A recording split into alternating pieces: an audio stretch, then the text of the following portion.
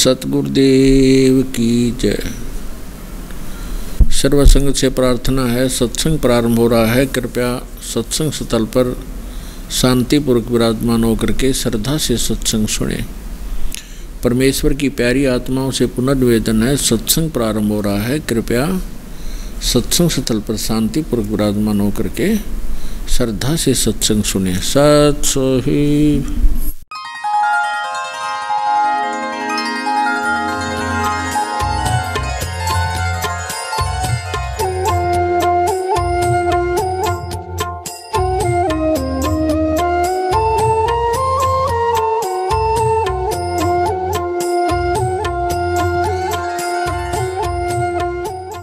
जीव हमारी जाति है, मानव धर्म हमारा। हिंदू मुस्लिम सिख ईसाई धर्म नहीं कोई न्यारा। हमारा इष्ट देव कबीर परमेश्वर है। इस पृथ्वी पर निवास करने वाले सर्व प्राणी एक परमेश्वर के बच्चे हैं। सतलोक आश्रम, चंडीगढ़ रोड, बरवाला, जिला हिसार, हरियाणा प्रांत एक रजिस्टर्ड ट्रस्ट कबीर परमेश्वर भक्ति ट्रस्ट द्वारा जगत गुरु संत रामपाल दास जी महाराज की अध्यक्षता में संचालित है। श्रद्धालुओं द्वारा स्वेच्छा से दिए गए दान से सर्व व्यवस्था हो रही है। ये संस्था पूर्ण रूप से गैर राजनीतिक है। हमारा उद्देश्य विश्व के मानव समाज में फैली कुरीतियों, दहेज आदि को समाप्त करके एक स्वच्छ मानवता का उत्थान करना है। उपदेशी श्रद्धालुओं के लिए तंबाकू, शराब व अन्य नशीले पदार्थ सेवन करना वर्जित है। चोरी, रिश्वतखोरी, जारी करना, मांस खाना निषेध है। पर नारी को देखिए बहन बेटी के भाव, कह कबीर काम नाश का यही सहज उपाव। सत साहिब, हम एक ऐसा मानव समाज तैयार कर रहे हैं जो किसी भी क्षेत्र में राजनीति, न्यायपालिका, डॉक्टरी, इंजीनियरिंग या प्रशासनिक जैसे आईपीएस या आईएएस या शिक्षा में तथा अन्य किसी भी पद पर या सामान्य समाज में रहकर ईमानदारी से कार्य करके सबको न्याय दिलाएगा। छोटा बड़ा, अमीर गरीब की खाई को मिटाएगा। आध्यात्मिक तत्व ज्ञान के आधार से भारत विश्व का एक महान राष्ट्र होगा। अन्य सर्व राष्ट्र भारतवर्ष का अनुसरण करेंगे। सत साहिब, उपदेश लेने वालों को निःशुल्क दीक्षा दी जाती है। खाने, ठहरने तथा बिस्तर आदि की निःशुल्क व्यवस्था है। समय समय पर रक्तदान शिविरों का आयोजन किया जाता है। निर्धन गरीब बच्चों को पढ़ाई का व खाने तथा वस्त्रों का खर्च ट्रस्ट द्वारा वहन किया जाता है। विधवा बहनों, वृद्धों तथा अनाथ बच्चों को आश्रय दिया जाता है। सतलोक आश्रम में सर्व धर्मों के व्यक्ति दीक्षा प्राप्त करते हैं। सत साहिब, सतलोक आश्रम 12 एकड़ जमीन में निर्मित है। इसमें लगभग 1 लाख श्रद्धालु बैठकर सत्संग सुन सकते हैं। भोजनालय में 5000 श्रद्धालु एक साथ बैठकर भोजन प्राप्त करते हैं। चपाती बनाने वाली मशीनों का प्रयोग चपाती बनाने के लिए होता है। एक मशीन 1 घंटे में 6000 चपाती बना देती है। जूता घर में 1 लाख श्रद्धालुओं के जूते जमा करने की क्षमता है। सत साहिब, महीने में 2 बार 3-3 दिन का सत्संग होता है। बरवाला बस स्टैंड तथा रेलवे स्टेशन बरवाला तथा जिंद से श्रद्धालुओं के लिए आश्रम की ओर से निःशुल्क लाने ले जाने की व्यवस्था है। सत्संग के दौरान तथा अन्य समय में आश्रम में आने वाले श्रद्धालुओं के लिए अनुभवी चिकित्सकों की सेवा प्राप्त की जाती है। औषधि का व्यय कबीर परमेश्वर भक्ति ट्रस्ट सतलोक आश्रम बरवाला वहन करता है। सत साहिब, सतलोक आश्रम बरवाला में प्रत्येक सत्संग में लगभग 4 क्विंटल देसी घी का हवन ज्योति यज्ञ के द्वारा किया जाता है। ऋग्वेद मंडल 9 सूक्त 86 मंत्र 10 में ज्योति यज्ञ का प्रावधान है। संत रामपाल दास जी से शास्त्रानुकूल भक्ति विधि से दीक्षित श्रद्धालुओं को भौतिक तथा आध्यात्मिक लाभ प्राप्त होते हैं। जैसा कि ऋग्वेद मंडल 10 सूक्त 161 मंत्र 2 में प्रमाण है कि परमात्मा असाध्य रोग को नाश करके स्वस्थ कर देता है। यदि रोगी मृत्यु को प्राप्त हो चुका हो तो भी परमेश्वर सत्य साधना करने वाले साधक को पुनः जीवित करके 100 वर्ष की आयु प्रदान कर देता है। ये सर्व लाभ सतलोक आश्रम बरवाला में दीक्षा प्राप्त करके मर्यादा में रहकर भक्ति करने वाले भक्तों को प्राप्त होते हैं। सत कबीर दुआरे तेरे पर एक दास भिखारी आया है। सत कबीर दुआरे तेरे पर एक दास भिखारी आया। भक्ति की भिक्षा दे दी जो उम्मीद कटोरा लाया। भक्ति की भिक्षा दे दी जो उम्मीद कटोरा लाया। तज नरसी वाले ठाठ नहीं, मैं धन्ना जैसा जाट नहीं। तज नरसी वाले ठाठ नहीं, मैं धन्ना जैसा जाट। मेरी मोर धवज सी साठ नहीं, जिसने लड़का चीर चढ़ाया है। भक्ति की भिक्षा दे दी जो उम्मीद कटोरा लाया। सत कबीर द्वारे तेरे पैक दास भिखारी आया है। भक्ति की उम्मीद कटोरा लाया। शेख फरीद जैसा तप नहीं, मेरा वाल्मीकि सा जप नहीं। शेख फरीद जैसा तप नहीं, मेरा वाल्मीकि जैसा तप नहीं। मंसूर सी अनल हक नहीं, जिसने टुकड़े शरीर करवाया है। भक्ति की दे दी जो उम्मीद कटोरा ला। सत कबीर दवारे तेरे पैक दास भिखारी आ। भक्ति की भिक्षा दे दी जो उम्मीद कटोरा। धरू जैसी आस नहीं, प्रहलाद जैसा विश्वास नहीं। धरू जैसी आस नहीं, प्रहलाद जैसा विश्वास नहीं। मेरा मीरा जैसा रास नहीं, जिसने रो और नाच रजाया है। भक्ति की दे दी जो उम्मीद कटोरा लाया है। सत कबीर दवारे तेरे पैक दास भिखारी आया है। सत कबीर दवारे पैक दास भिखारी। रंग का बंका जैसा त्याग नहीं, मेरा बाजीद जैसा वैराग नहीं। रंग का बंका जैसा त्याग नहीं, मेरा बाजीद जैसा वैराग नहीं। मेरा कर्मा जैसा भाग नहीं, जिसका आन खींचड़ा खाया है। भक्ति की भिक्षा दे दी जो उम्मीद कटोरा ला। सत कबीर दवारे तेरे पैक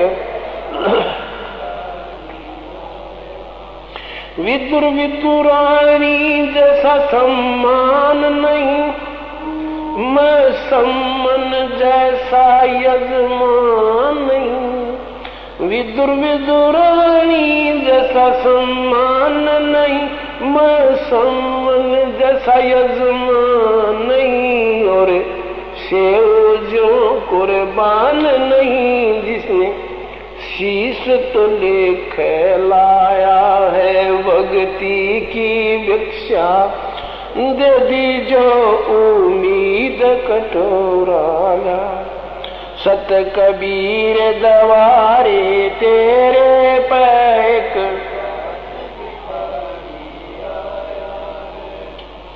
मारकंडे जैसा ऋषि नहीं, सुखदेव जो इंद्री कसी नहीं।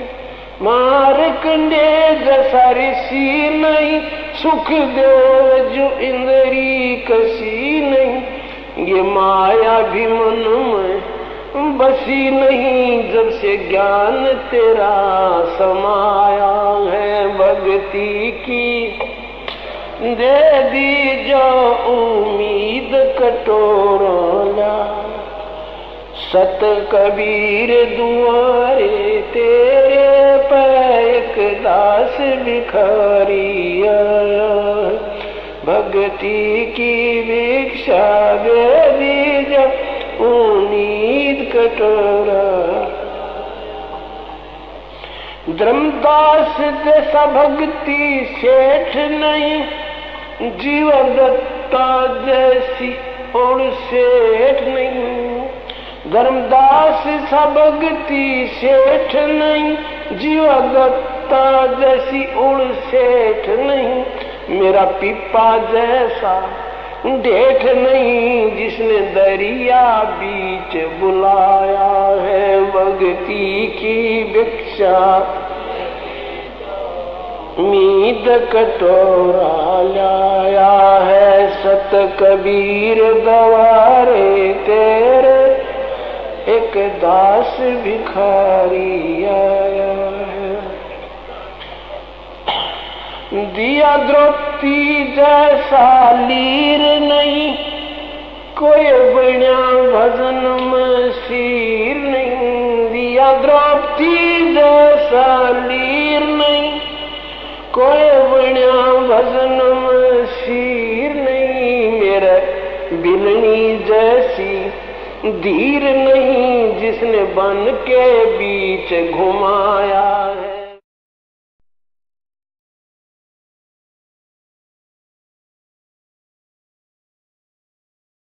सतगुरुदेव की जय। बंदी छोड़ कबीर परमेश्वर जी की जय।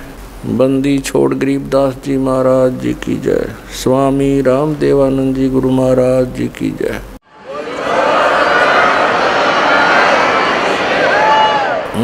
गरीब नमो नमो सतपुरुष को नमस्कार, गुरु की नहीं। सुर नर मुनि जन साधुआं संतों सर्वस दी नहीं। सतगुरु साहिब संत सब दंडोतम प्रणाम। आगे पीछे मध हुए तिनको जा कुर्बान। नराकार निर्विषम काल जाल वैभंजनम निर्लेपम निज निर्गुणम अकल अनुबेशुंदनम। सोहम सुरति समाप्तम सकल समाना निर्तल। उज्ज्वल हीरंबर हरदमम वे परवा अथा है वार पार नहीं मध्यतम। ग्रीब जो सुमर सिद्ध होई गणनायक गलताना। करो अनुग्रह सोई पारस पद परवाना। आदि गणेश मनाऊं गणनायक देवन देवा। चरण कमलो लाऊं आदंत करूं सेवा। परम शक्ति संगीतम रिद्धि सिद्धिदाता सोई। अवगत गुण अतीतम सतपुरुष निर्मोही। जगदम्बा जगदीशम मंगल रूप मुरारी। तन मन अर्पों शीसम भक्ति मुक्ति भंडारी। सुर नर मुनि जन ध्यावे ब्रह्मा विष्णु महेशा।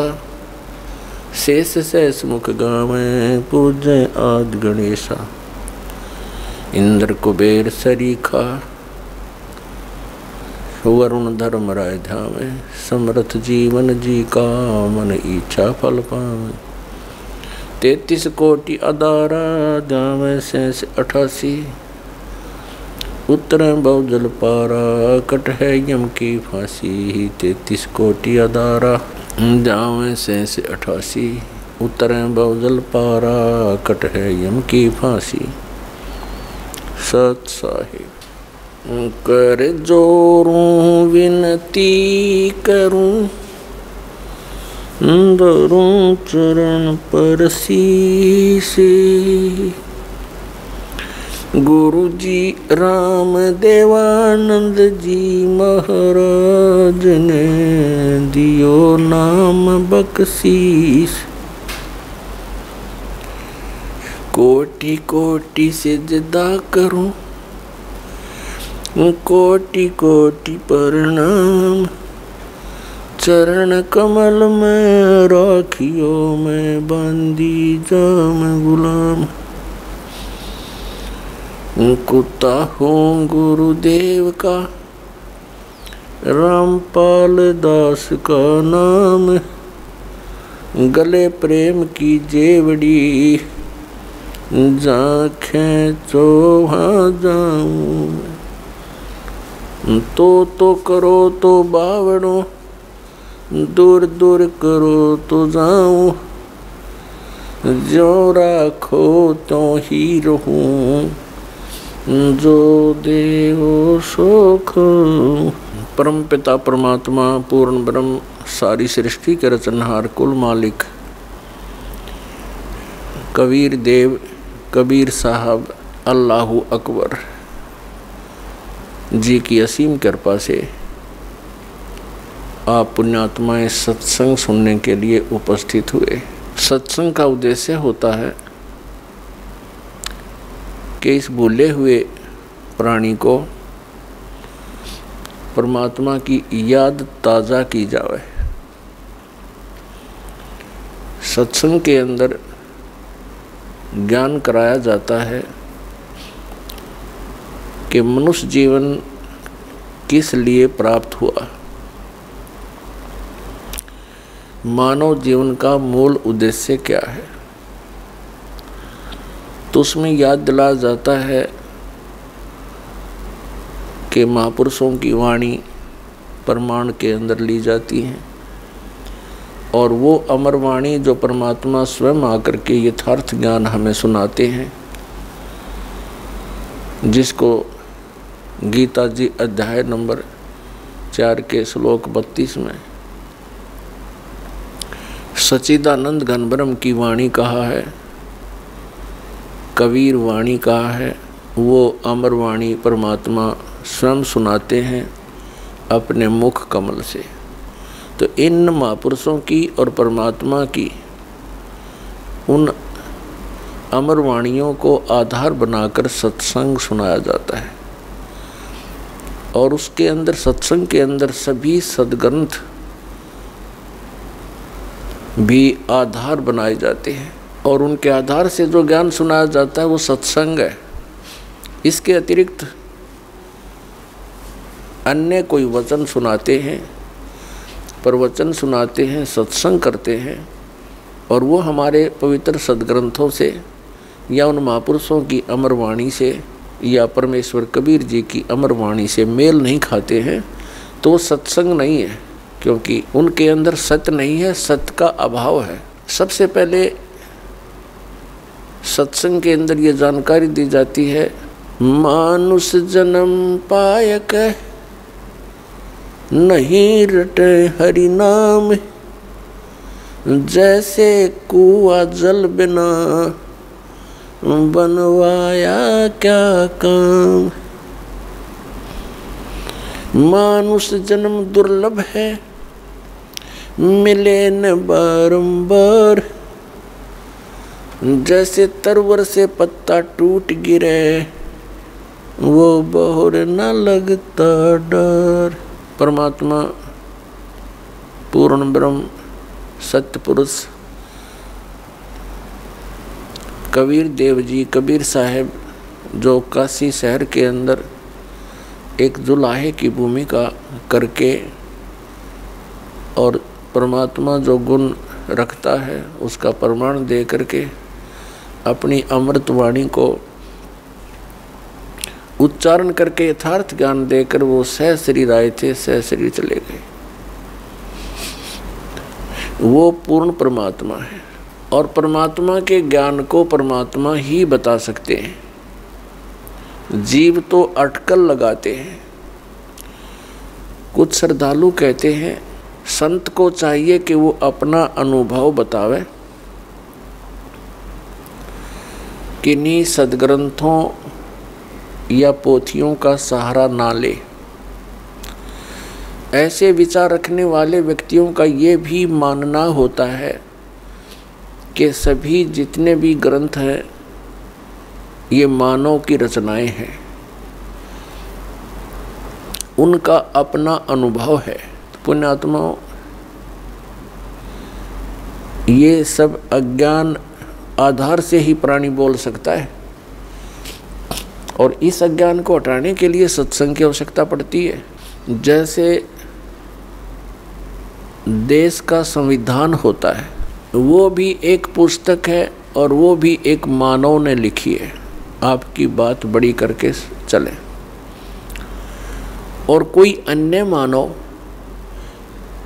अपने सत्र का और विधान बनाकर लिख दे और छपवा दे और बांट दे, तो उसकी क्या वैल्यू है, क्या यूज है, क्या लाभ हुआ उसका? वो व्यर्थ है। इसी प्रकार परमात्मा के विधान को लिखने वाला भले ही कोई मानव है, जैसे श्री वेद व्यास जी और श्री धर्मदास जी और श्री गोपाल दास जी, लिखने वाले मानव हैं, लेकिन वो संविधान परमात्मा का है, और उस विधान के अनुसार जिसके वचन नहीं है, उस संविधान यानी परमात्मा के विधान ज्ञान अनुसार किसी अन्य व्यक्ति, ऋषि महर्षि या किसी संत मंडलेश्वर महंत की वो पुस्तक परमात्मा के विधान से मेल नहीं खाती है, तो व्यर्थ है। दूसरी बात रही कि संत को चाहिए कि वो अपना अनुभव बतावे, पुस्तकों का आधार ना माने। ये भी एक बालक के विचार हो सकते हैं जिसने कभी विद्यालय देखा ही ना हो। जैसे टीचर होते हैं, विद्यालय में पढ़ाते हैं अध्यापक, उनका एक निर्धारित पाठ्यक्रम होता है, सिलेबस कहते हैं उसको, और जो टीचर सिलेबस से बाहर ज्ञान देता है और सिलेबस के अनुसार ज्ञान नहीं देता है, वो भले ही उसको पढ़कर सुनावे या उसको याद करके वैसे सुनावे। वचन वही होने चाहिए जो पाठ्यक्रम की पुस्तकों में विद्यमान है।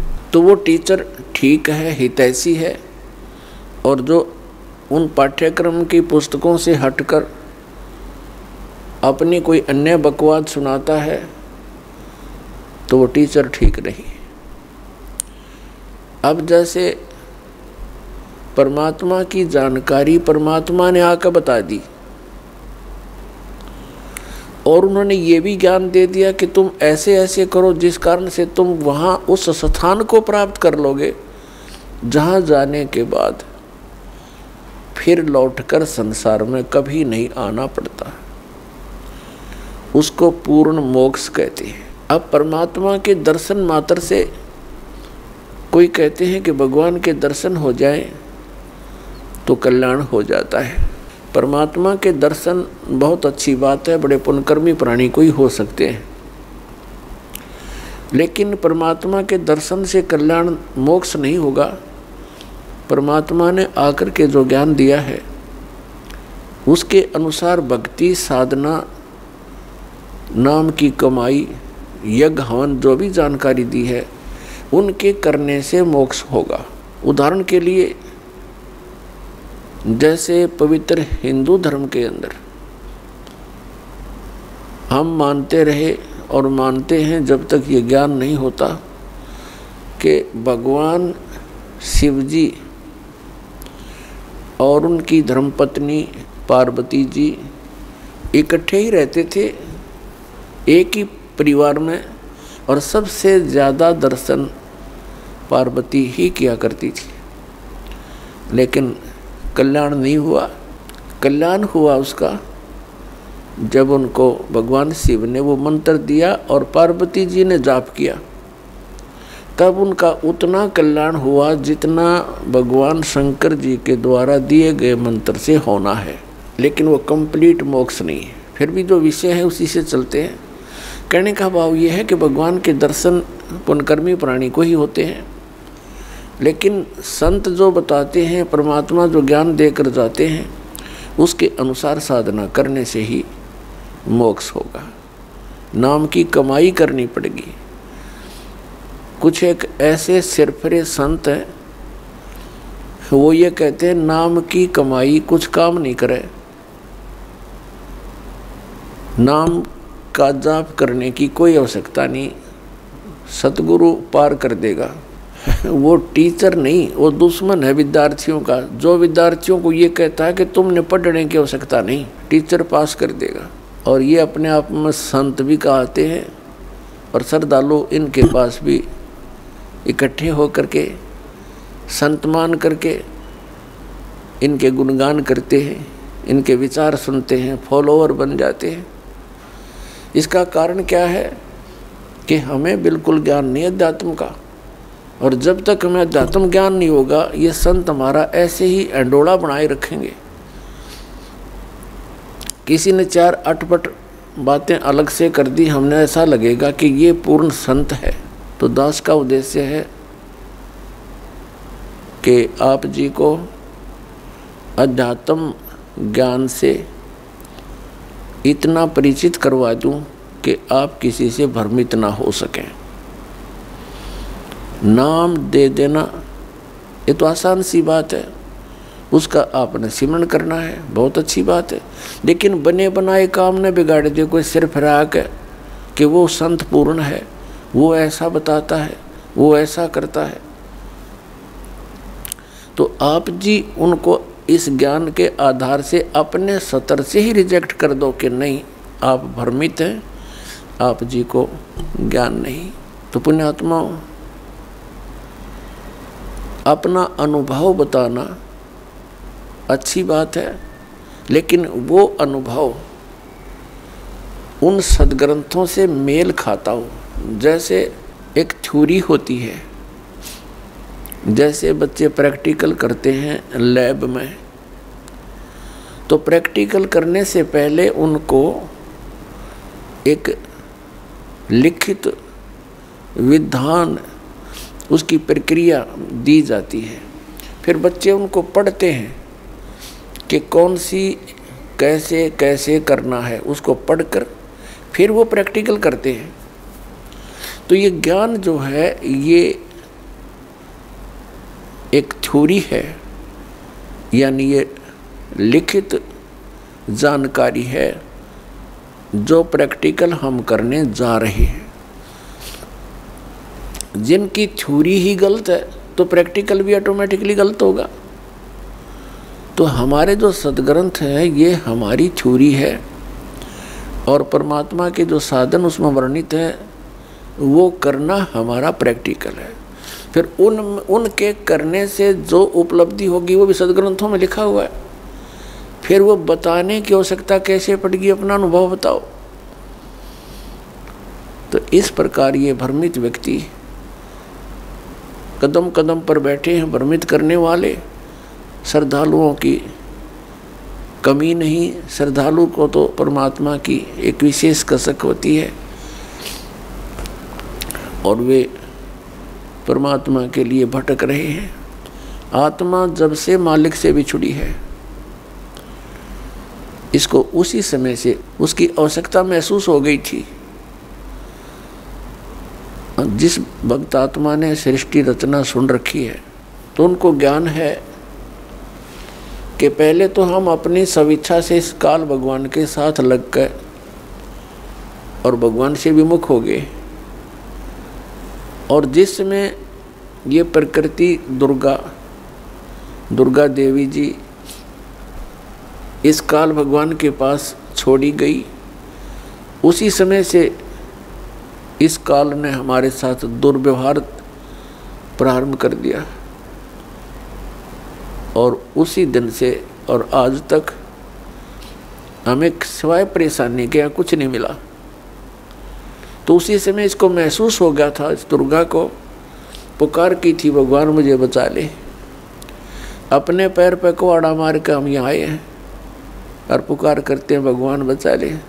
अभी तक हम उस भगवान से प्रार्थना करते रहे जो हमें दुखी तो कर सकता है, सुखी नहीं कर सकता। वो कौन है? ये ब्रह्म है, ज्योत निरंजन काल है, जिसके लोक में हम यहाँ रह रहे हैं। और इसके 3 पुत्र हैं, रजगुण श्री ब्रह्मा जी, सतगुण श्री विष्णु जी और तमगुण श्री शिव जी। हम इनसे भी अर्ज करते हैं हमारी रक्षा करो। ये अपनी रक्षा नहीं कर सकते क्योंकि ये सक्षम नहीं है, ये समर्थ नहीं है, ये भी अपने कर्म के दंड को ही भोगते हैं। इनको इतना ही अधिकार दिया हुआ है कि जो जैसे कर्म करेगा वैसा ही फल तुम दे सकते हो, इससे हटकर आप कुछ नहीं कर सकते। ये केवल हमें अपना किया कर्म ही दे सकते हैं और ये काल भगवान के अधीन हैं, ये विवश हैं और अपने ही ये भाई बहन हैं। इनकी पिछले पुण्य कर्म अधिक हैं, इनको ऊंच पोस्ट प्राप्त मिल गई इस ब्रह्मांड की। लेकिन ये आपके साथी हैं, दुश्मन नहीं। लेकिन ये विवश हैं, इस काल भगवान के संकेत के बगैर ये कुछ नहीं कर सकते और इनको केवल जैसा कर्म प्राणी करता है वैसा ही फल देने का ही अधिकार है, इसे हटकर नहीं। ना ये किसी को सुखी कर सकते और ना ये किसी को दुखी कर सकते। इनसे हटकर जो और अन्य देवता हैं उनकी तो बात ही छोड़ो। तो कहने का भाव ये है कि जब से हम भगवान से बिछड़े हैं, संकटों को झेल रहे हैं, महाकष्ट उठा रहे हैं और ऐसे ही तड़प तड़प कर हम शरीर त्याग जाते हैं और हम भगवान से पुकारते भी रहते हैं, सुनाई बिल्कुल नहीं होती है। जो कष्ट आना है आ ही जाता है। तो हम किस भगवान से पुकार करते हैं जो सुख दे ही नहीं सकते, और जो भगवान हमें सुख दे सकता है हमारे प्रारब्ध के अंदर यानी किस्मत में लिखे हुए पापों को नाश कर सकता है, क्योंकि पापों के नाश होने से ही सुख हो सकता है जीव को। तो उसकी हमें जानकारी नहीं, उसका ज्ञान नहीं, क्योंकि इस काल ने अपने बहुत से एजेंट तैयार कर रखे हैं जो संत कहलाते हैं, महंत कहलाते हैं। मंडलेश्वर आचार्य और शंकराचार्य कहलाते हैं। इन्होंने पूरे मानव को भ्रमित कर दिया और साथ में ये काजी और मुल्ला और पीर और ये ईसाई धर्म के फादर, ये सब भ्रमित हैं। इनको किसी को भी अध्यात्म पूर्ण ज्ञान नहीं। ये सब काल के एजेंट हैं, इस ब्रह्म के ही पुजारी हैं और हमने पूजा करनी है परम अक्षर ब्रह्म की। वो परम अक्षर ब्रह्म ही सब पापों को नाश कर सकता है और जब तक पाप नाश नहीं होगा जीव सुखी नहीं हो सकता। तो पुण्यात्मा, सत्संग के अंदर सर्वप्रथम तो ये याद दिलाई जाती है कि मनुष्य जीवन किस लिए प्राप्त होता है। फिर मनुष्य जीवन के कार्य का वास्तविक ज्ञान हो जाता है कि हमने क्या करना चाहिए। इससे मोक्ष प्राप्ति का प्रयत्न करना चाहिए। कल्याण के लिए सबसे अधिक प्रयत्न करना चाहिए। तो उसके बाद आवश्यकता पड़ती है कि गुरु पूरा हो, तो गुरु पूरे से फिर आपका काम चलेगा। इसमें मुख्य ये 2 कड़ी होती हैं। प्रथम, पूर्ण संत की प्राप्ति होने पर ही आपको सत्संग प्राप्त होगा और सत्संग से ये ज्ञान होगा कि मनुष्य जीवन किस लिए मिला था, तो फिर आपका कल्याण बहुत आसानी से हो जाएगा। तो पुण्यात्मा, संपूर्ण अध्यात्म ज्ञान है ये पूर्ण संत ही बता सकता है। अब जैसे परमात्मा ने कहा है कि मानुष जन्म पाय कर नहीं रटे हरि नाम, जैसे कुआं जल बिना बनवाया क्या काम। परमात्मा ने मनुष्य जीवन की आवश्यकता कितनी बताई है कि जो व्यक्ति, जो प्राणी मनुष्य जीवन प्राप्त करके परमात्मा का नाम जाप नहीं करता, उसकी भक्ति साधना नहीं करता, वो तो ऐसा है जैसा जल रहित कूप होता है, वेल विदाउट वाटर, बिना पानी का कुआं। उसका नाम कूप अवश्य है जिसमें जल नहीं, लेकिन गुण कूप के नहीं है। ठीक इसी प्रकार जो व्यक्ति परमात्मा की भक्ति नहीं करते तो वो ऐसे हैं जैसे जल रहित कूप। उसका नाम मनुष्य अवश्य है लेकिन गुण मनुष्य के नहीं हो सकते। उसके लिए सत्संग की आवश्यकता पड़ती है और सत्संग के अंदर ये याद दिलाया जाता है कि परमात्मा की भक्ति किस लिए करें। परमात्मा की भक्ति इसलिए करें, परमात्मा याद दिलाते हैं, साहेब से चतला ले रे मन गर्भ गुमानी। साहेब में भगवान से, परमात्मा से चतला, विशेष कसक बना भगवान की तरफ। अरे मन गर्भ गुमानी, ए अभिमानी मन, परमात्मा की तरफ लग जा। क्यों लग जा, किस लिए, क्या कारण है? ना लगने से क्या हानि है, लगने से क्या लाभ है? ना भी कमल में नीर जमा तेरा दीना मैल बनाए।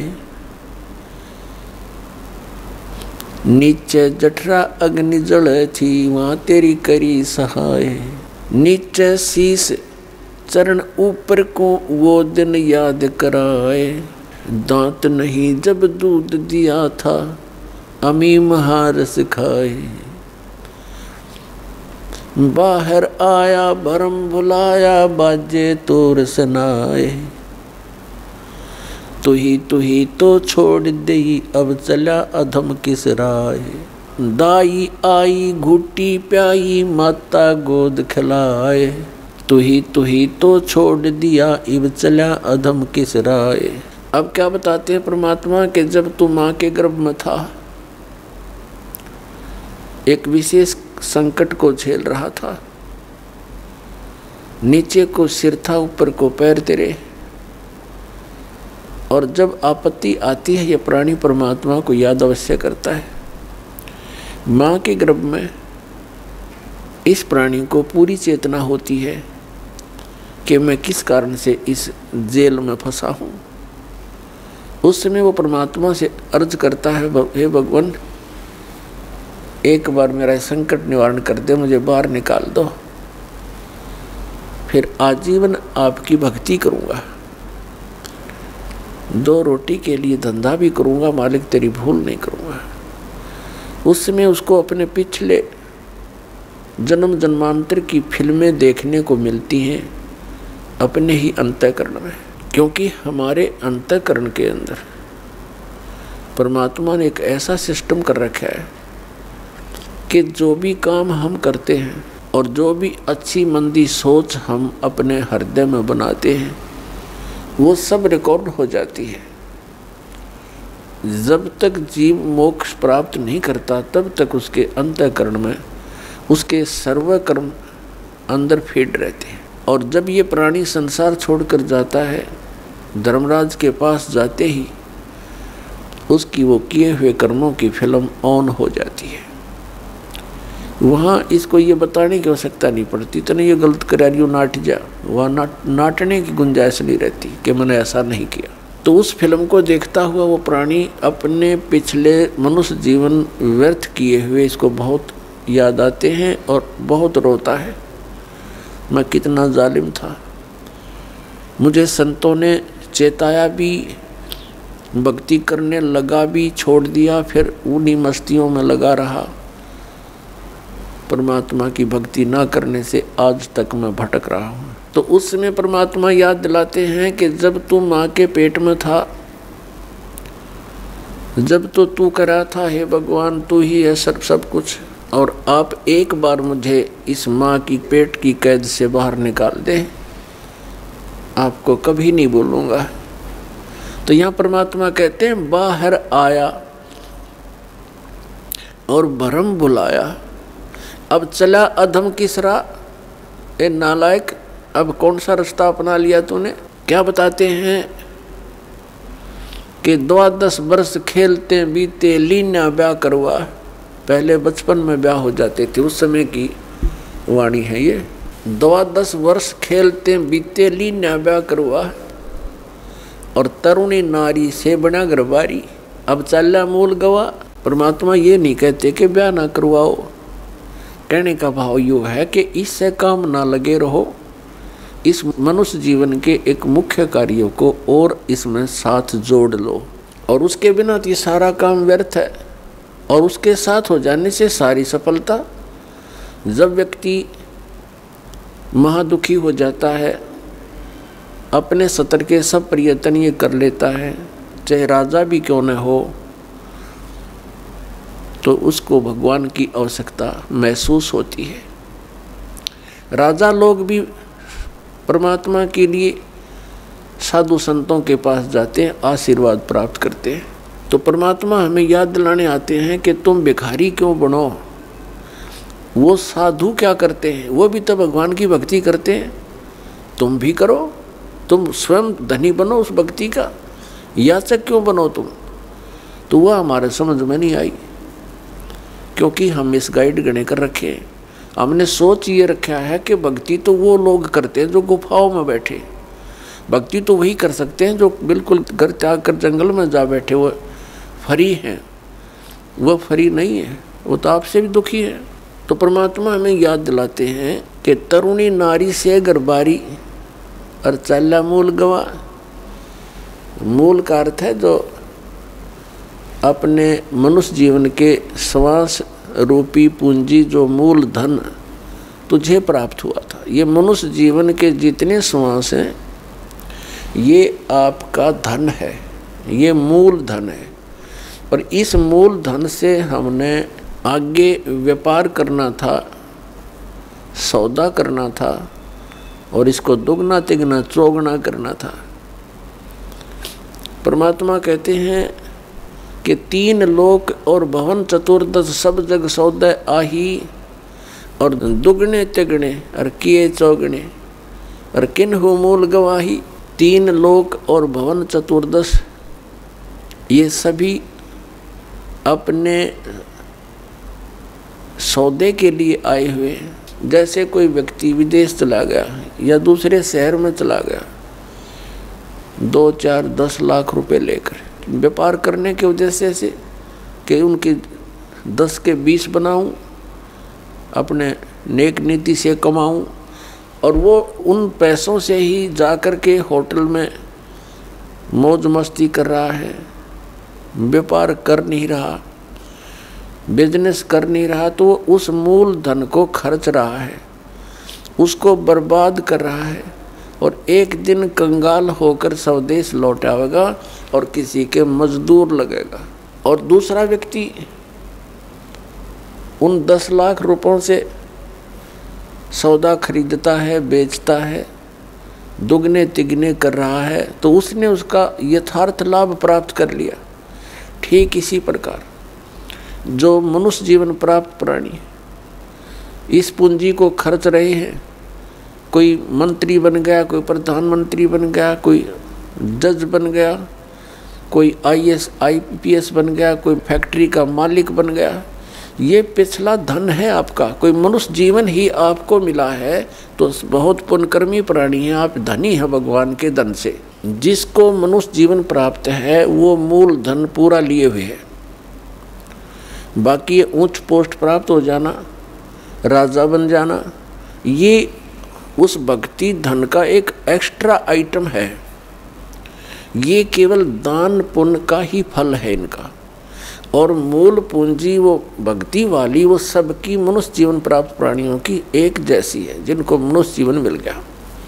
चाहे वो रिक्शा चलाता है, चाहे मजदूर है, चाहे सेठ है, और चाहे मंत्री या प्रधानमंत्री है, कोई भी है, भक्ति धन आपका जो है नाम की कमाई वाला धन तो सबका समान है, और रहे पुण्यों का, उन पुण्यों से ये उच्च पोस्ट मिल जाती है। तो कहने का भाव ये है दास का कि जो इस मनुष्य जीवन के इस मूल धन से फिर से अपनी कमाई शुरू कर देता है, परम संत की शरण से उपदेश प्राप्त करके, फिर अपने उस दैनिक कार्य के साथ साथ ये भी एक मजदूरी करता है, तो वो दुगने तिगने और चौगने बना रहा है अपने मूल धन के। अब परमात्मा ने आकर ये ज्ञान दिया है, और यथार्थ ज्ञान को भगवान ही बता सकते हैं, जीव तो अटकल लगाया करते हैं। आप देखिएगा पवित्र चारों वेदों और श्रीमद् भगवद गीता के अंदर जो ज्ञान है वो गॉड गिवन है, और परमेश्वर कबीर जी की वाणी वो गॉड गिवन है, स्वयं परमेश्वर ने आके बोली है। और उन महापुरुषों की वाणी जो परमात्मा से परिचित हुए, जिनको भगवान आकर सीधे मिले, उनको अपने से परिचित करा के वापस छोड़ा, उनकी वाणी भी गॉड गिवन है, क्योंकि उनका अनुभव आँखों देखा है परमात्मा की उन वाणी से भी मेल खाता है। तो इस प्रकार जो 18 पुराण हैं उनको देखिएगा, वो जीव की सोच है। इन ब्रह्मा विष्णु महेश और अन्य ऋषि महर्षियों का अपना ज्ञान अनुभव है, वो वेदों से बहुत कम मेल खाता है। तो इस प्रकार हमने अन्य के अनुभवों को अपने भक्ति मार्ग में सहयोग में नहीं लेना है, आधार नहीं मानना है। इस ज्ञान को सुनने के लिए, ज्ञान को समझने के लिए 18 पुराण हमारे लिए एक विशेष सहयोगी हैं, लेकिन भक्ति की विधि के लिए इनका सहयोग हमने बिल्कुल नहीं लेना। और उसमें जो भी भक्ति क्रियाएं बता रखी हैं वो वेदों से नहीं मिलती हैं तो नहीं लेना, उनका पालन नहीं करना हमने, तभी हम सफल होंगे। तो क्या बताते हैं, ये मनुष्य जीवन जब तक आपके पास है तो आप इससे ये लाभ उठा सकते हो। क्या बताया है कि लोहे जैसा ताव जात है ये काया देश राही, और 3 लोक और भवन चतुर्दश सब जग सौदे आही।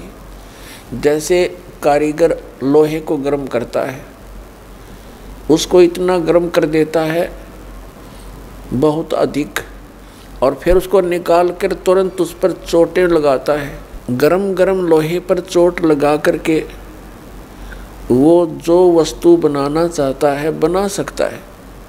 लोहे के जरा से भी ठंडा होने के उपरांत उसके ऊपर चाहे पूरे गणने झाड़ ले, चाहे घन मार ले, उसका कोई लाभ नहीं होगा, वो टेढ़ा मेढ़ा बन जाएगा, वो वस्तु नहीं बनेगी जिसके लिए प्रयत्न किया गया था।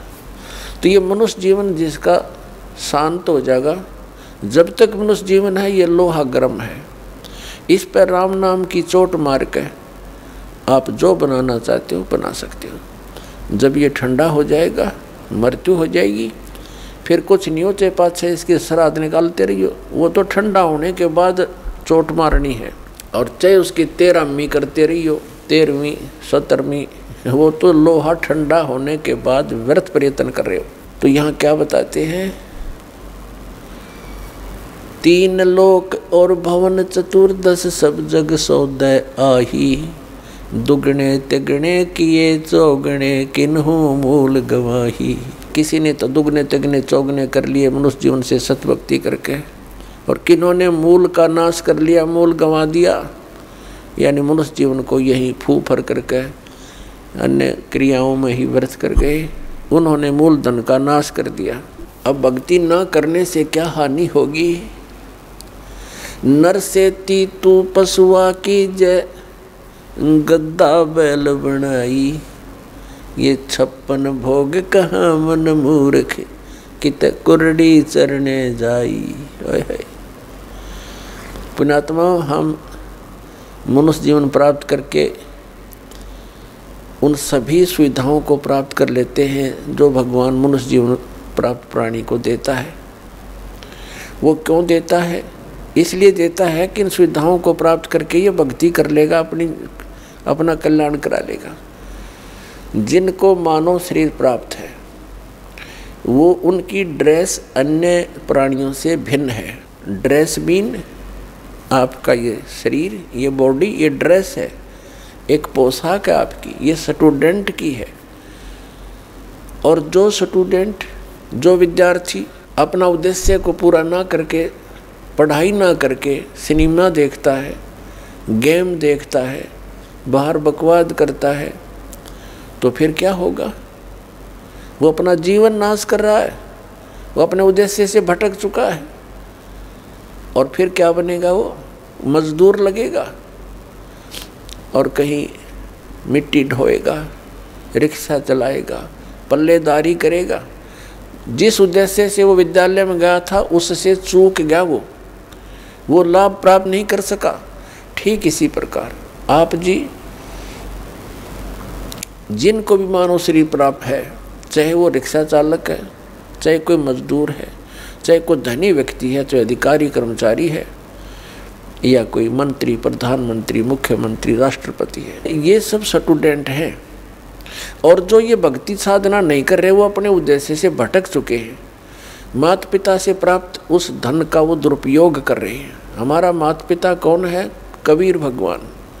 उसने हमें ये पूंजी दे करके आपको फ्री कर रखा है। जैसे बच्चे को माता पिता 15-16 वर्ष तक बिल्कुल फ्री कर देते हैं, बढ़िया कपड़े देते हैं, बढ़िया खाना देते हैं, कोई काम भी नहीं लेते हैं, पैसे भी खूब खर्च करते हैं, तुम किसी प्रकार अपना उद्धार करवाओ, अपनी शिक्षा पूरी कर लो।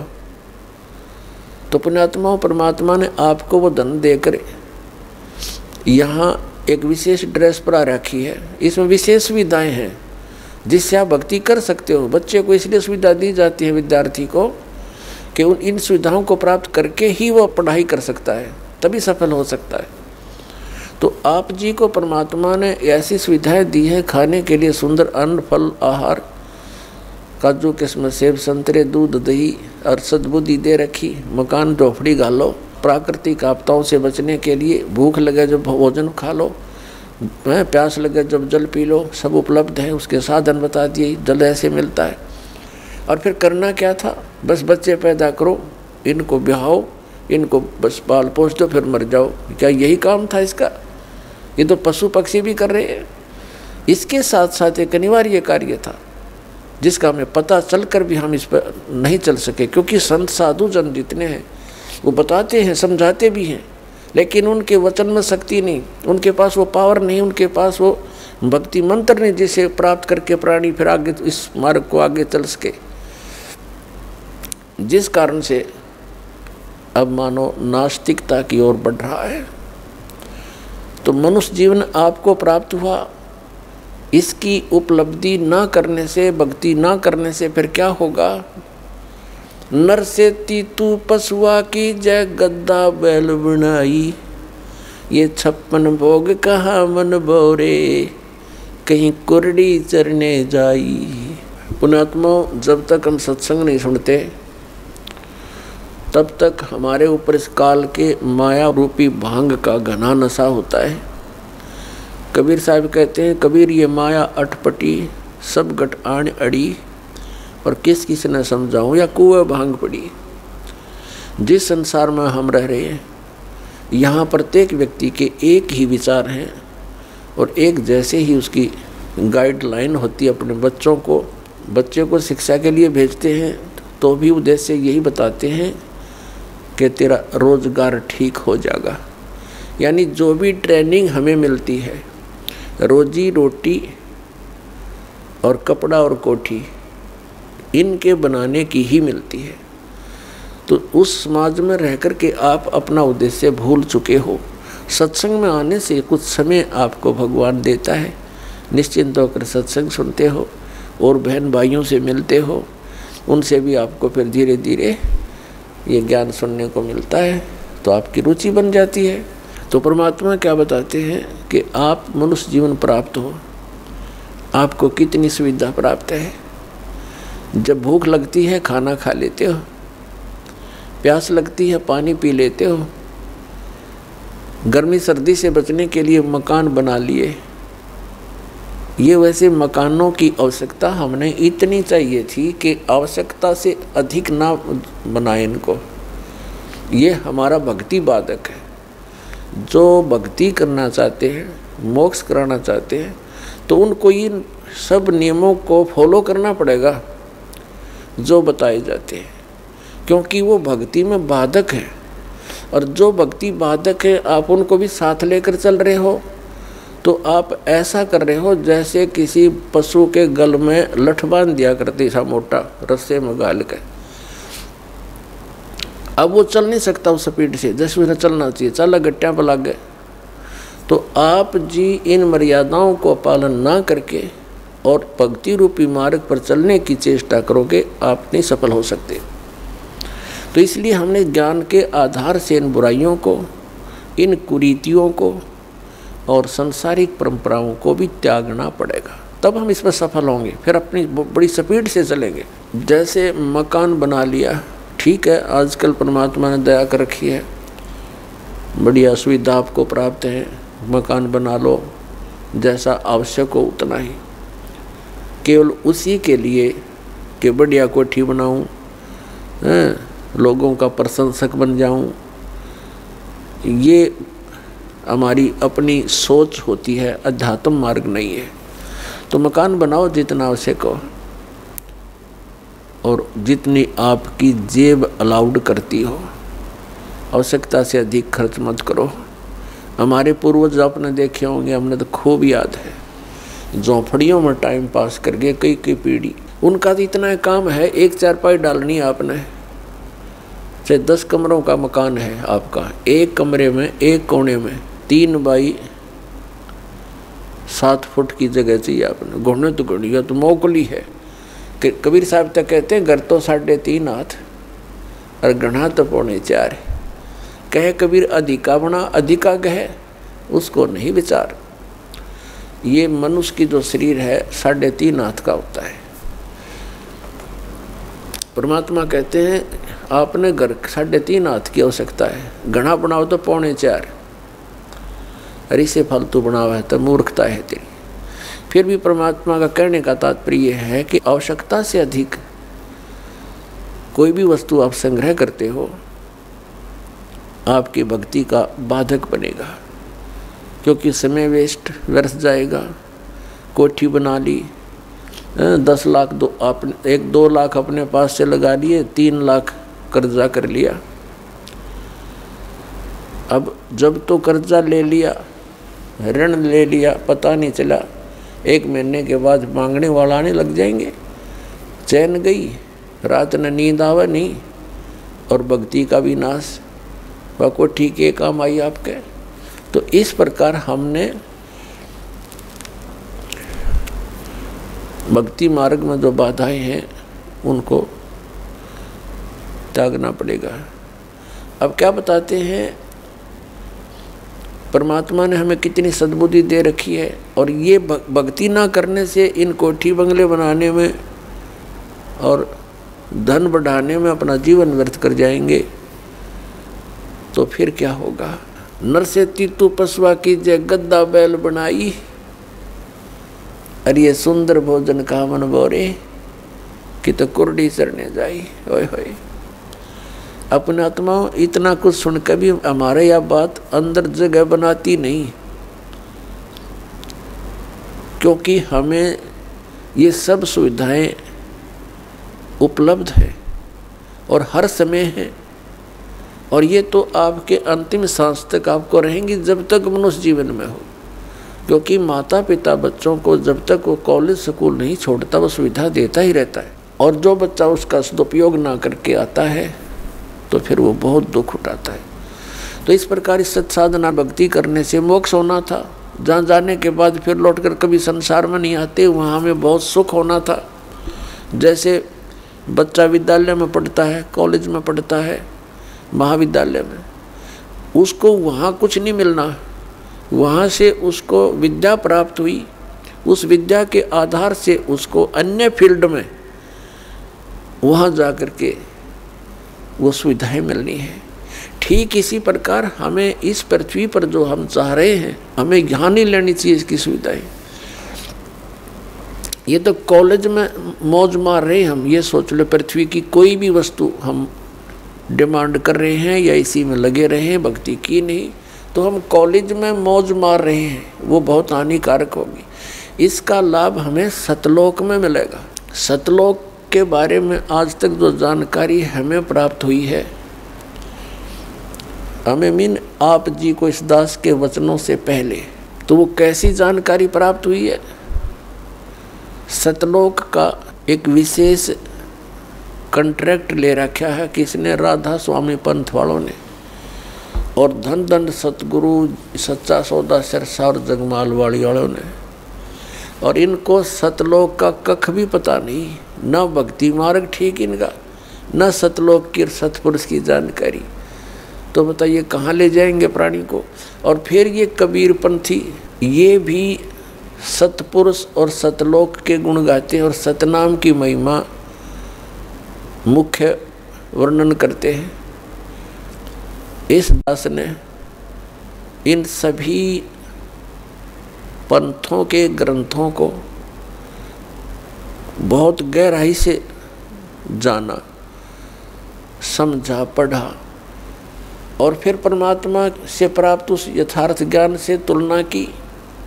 इन कबीर पंथियों के पास भक्ति मार्ग की ABCD भी नहीं है, और न इन राधा स्वामी, जय गुरुदेव और ये सच्चा सौदा सिरसा वाले और जगमाल वाली वाले इनके पास, और न इन अन्य संतों के पास तो होना कहा, न इन आचार्य और शंकराचार्यों के पास भक्ति मार्ग। ये तो सतलोक जानते नहीं,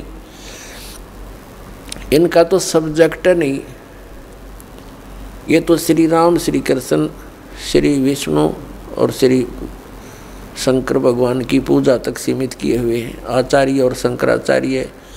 और ये सुधांशु जी महाराज और ये आसाराम जी महाराज और ये सतपाल जी महाराज और ये बालयोगेश्वर जी महाराज और ये सारे कृपालु जी महाराज और ये दूसरे जितने ये ब्रह्म ऋषि कुमार, कखन इनके पास भक्ति मार्ग का। पूरे विश्व को डबोए बैठे, अपना नाश कर रहे। अपने आत्माओं, जिन पुण्यात्माओं को ज्ञान नहीं, तो ये सोचते हैं कि ये रामपाल पता नहीं अपने आप में के मान रहा है, अपने आप को विद्वान मानता है। इसमें विद्वान और अविद्वान की बात तो है ही नहीं। हमारे सदग्रंथ परमात्मा ने दे रखे हैं, उन सदग्रंथों की जिनको जानकारी है तो वो भक्त है, वो संत है। और उसकी जानकारी नहीं है, वो ना भक्त है। भक्त तो हो ही नहीं सकता क्योंकि उसको थ्योरी का पता नहीं, प्रैक्टिकल करेगा क्या। तो पुण्यात्मा पूरे विश्व में इस दास के अतिरिक्त ना यू ज्ञान है, ना ये समाधान है।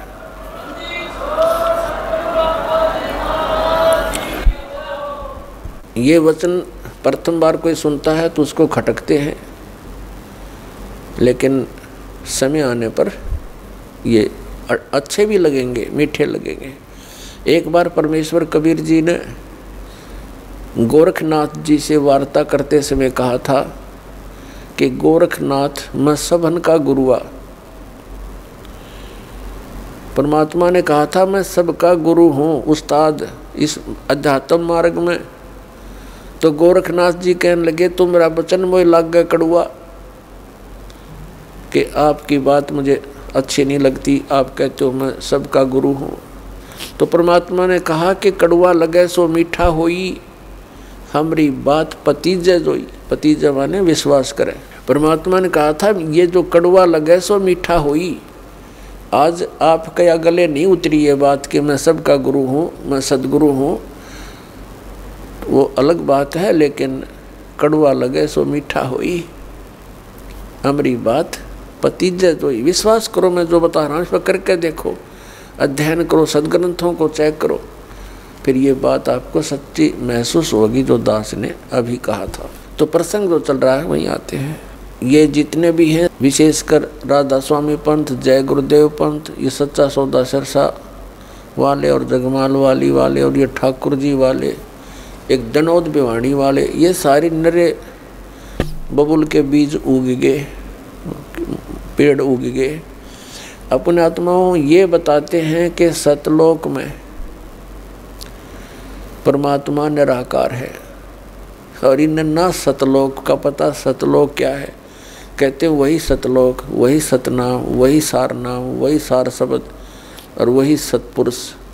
वो सतलोक ही है, वो निराकार है, चेतन प्रकाश है। और इनका ये सभी कबीरपंथियों का और सभी इन राधा स्वामी से निकली हुई उनकी ब्रांचों का, जैसे सच्चा सौदा सिरसा और जगमाल वाली और ये ठाकुर जी जय गुरुदेव जी वाले, इनका मानना है कि मोक्ष प्राप्त प्राणी सतलोक के अंदर उस परमात्मा के प्रकाश में ऐसे मिल जाती है वो आत्मा जैसे बूंद समंदर में। एक रांजड़ी गांव जम्मू के अंदर एक नया संत मिला जिसका नाम है मधु परमहंस, और वो भी कबीर पंथी कहलाता है। और सतलोक को कैसे डिफाइन करता है? सृष्टि रचना सुनाते समय उसने क्या बताया है कि पहले परमात्मा गुप्त थे, फिर उन्होंने एक शब्द उच्चारण किया, उससे एक अद्भुत प्रकाश बन गया। उस प्रकाश के अंदर फिर परमात्मा अमर पुरुष समा गया, वो अमरलोक हो गया। फिर वो फिर अमरलोक बन गया, यानी वो परम पुरुष भी, अमर पुरुष भी, अमरलोक फिर एक हो गया, वो प्रकाश पुंज। और फिर कहते हैं उस प्रकाश ने परमात्मा को ऐसे छटक दिया, अपने आप को ऐसे छटक दिया, उसमें से बूंद सी बन गई, ऊपर जानते फिर उल्टी आ गई। जैसे जल की बूंद ऊपर को फेंकी जाए, जल में आकर मिल जाती है, पर वो मिली नहीं, वो कण कण से बन गए, बिंदु से बनकर जीव बन गए, घूमने लग गए उस प्रकाश में। वहाँ जाकर मोक्ष प्राप्त, उसके हिसाब से मोक्ष प्राप्त प्राणी वो हंस बनकर जाते हैं, और वो डॉट बिंदु बनकर ऐसे घूमते हैं जैसे मछली जल में उस प्रकाश में भटकती है। ये कहता है कि मेरे पास जो वस्तु है ब्रह्मांड में नहीं। अब उसका सारा जाड़ा लेकर और गांठ बांध दी उसकी, अब दिखा देंगे क्या है उसके पास वस्तु। तो अपने परमात्मा ने दया बख्शी है अपने ऊपर, इस दास के ऊपर दया बख्शी है, वो दिव्य दृष्टि दे दी इस ज्ञान को समझने की और इनके अज्ञान की परख करने की, और वो आपको आसानी से करवा देगा। दास 2 मिनट में समझ जाओगे वास्तविकता क्या है। एक तो इसका विधान है श्री मधु परमहंस रांजड़ी वाले का, जम्मू वाले का। एक तो ये हो गया कि अमर पुरुष और अमरलोक वो एक बन गया, वो चेतन प्रकाश हो गया।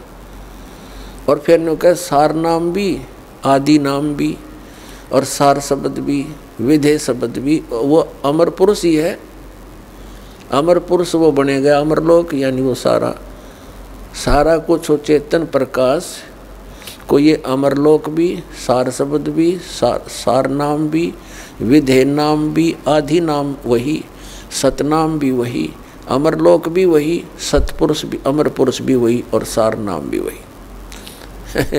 आ गया वहीं जहाँ से शुरू हुए थे। हे भगवान, ये भोली आत्माओं को क्या पता भी महात्मा जी पहुँचे होंगे, सतलोक देख कर आएंगे। खक देखा उन्हें, सतलोक के अंदर ऐसी ही सृष्टि है, ऐसे ही मनुष्य, वहाँ पशु पक्षी नहीं है, ये कीड़े मकोड़े नहीं हैं, वहाँ सदाबहार वृक्ष हैं, और सदाबहार वहाँ के काजू किस्मत सेब संतरे और फल फूल फ्रूट सारे सदाबहार हैं। वहाँ जाने के बाद प्राणी ना वृद्ध होता, ना उसके अंदर उसकी मृत्यु होती। अपने आत्मा, यदि हमने वहाँ जा कर के नए धक्के खाने हैं, डोट बन कर घूमना, क्या आनंद होया?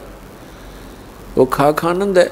मोक्ष का अर्थ होता है जैसे कोई बंधन में ना हो। हम यहाँ कर्मों के बंधन से बंधे हुए हैं, वहाँ कर्म नहीं है। निष्कर्म में मोक्ष प्राप्त होता है, बिना किए प्राप्त होती हैं सब सुविधाएं, उसको निष्कर्म में मुक्ति मानते हैं। तो वहाँ जाने के बाद देखो, आप देखते हैं प्रत्येक व्यक्ति चाहता है काम थोड़ा करूं, ना करूं तो घना बढ़िया और सुविधा सारी हो। यह आभास कहाँ से हुआ? क्योंकि हम ऐसे स्थान पर रहते थे, वहाँ हमने काम तो करना ही नहीं पड़ा था, सुविधा नहीं थी, आगे पड़ी रही थी।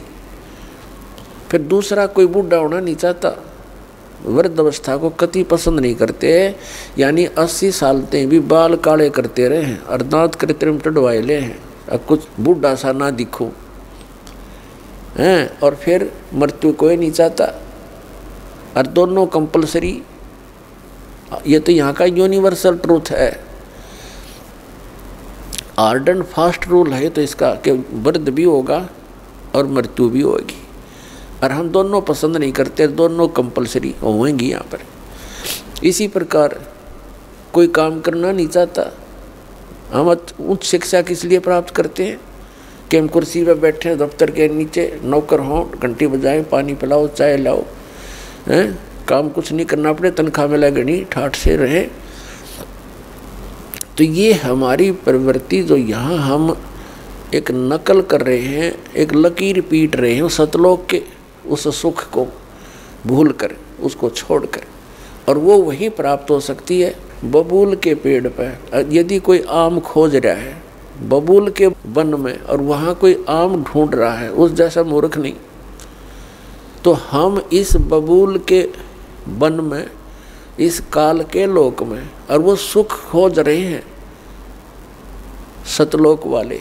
यहाँ के स्वर्ग महास्वर्ग में भी वो सुख नहीं है। तो वो बातें परमात्मा ने हमें याद दिलाई हैं। तो प्रसंग चल रहा है कि सतलोक के अंदर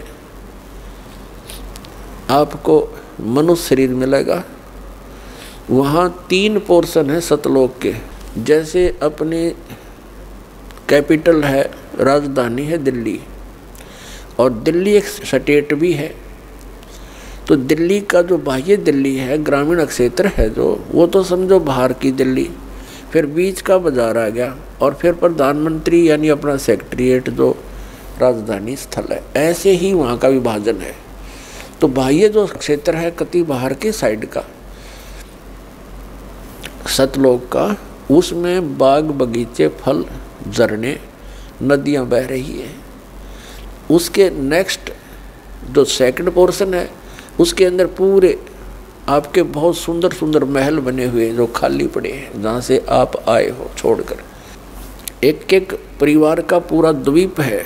जैसे आप किसी भी अधिकारी, कर्मचारी या पैसे वाले सेठ के मकान को देखोगे, वो क्या बनाता है, बड़ी कोठी हो, एक अच्छा आगे आंगन हो, लान जिसे बोलते हैं, और उसके अंदर फल फ्रूटों के पौधे पाधे लगे हों, बगीची बनी हो, झरना लगा रखा हो, तालाब हो।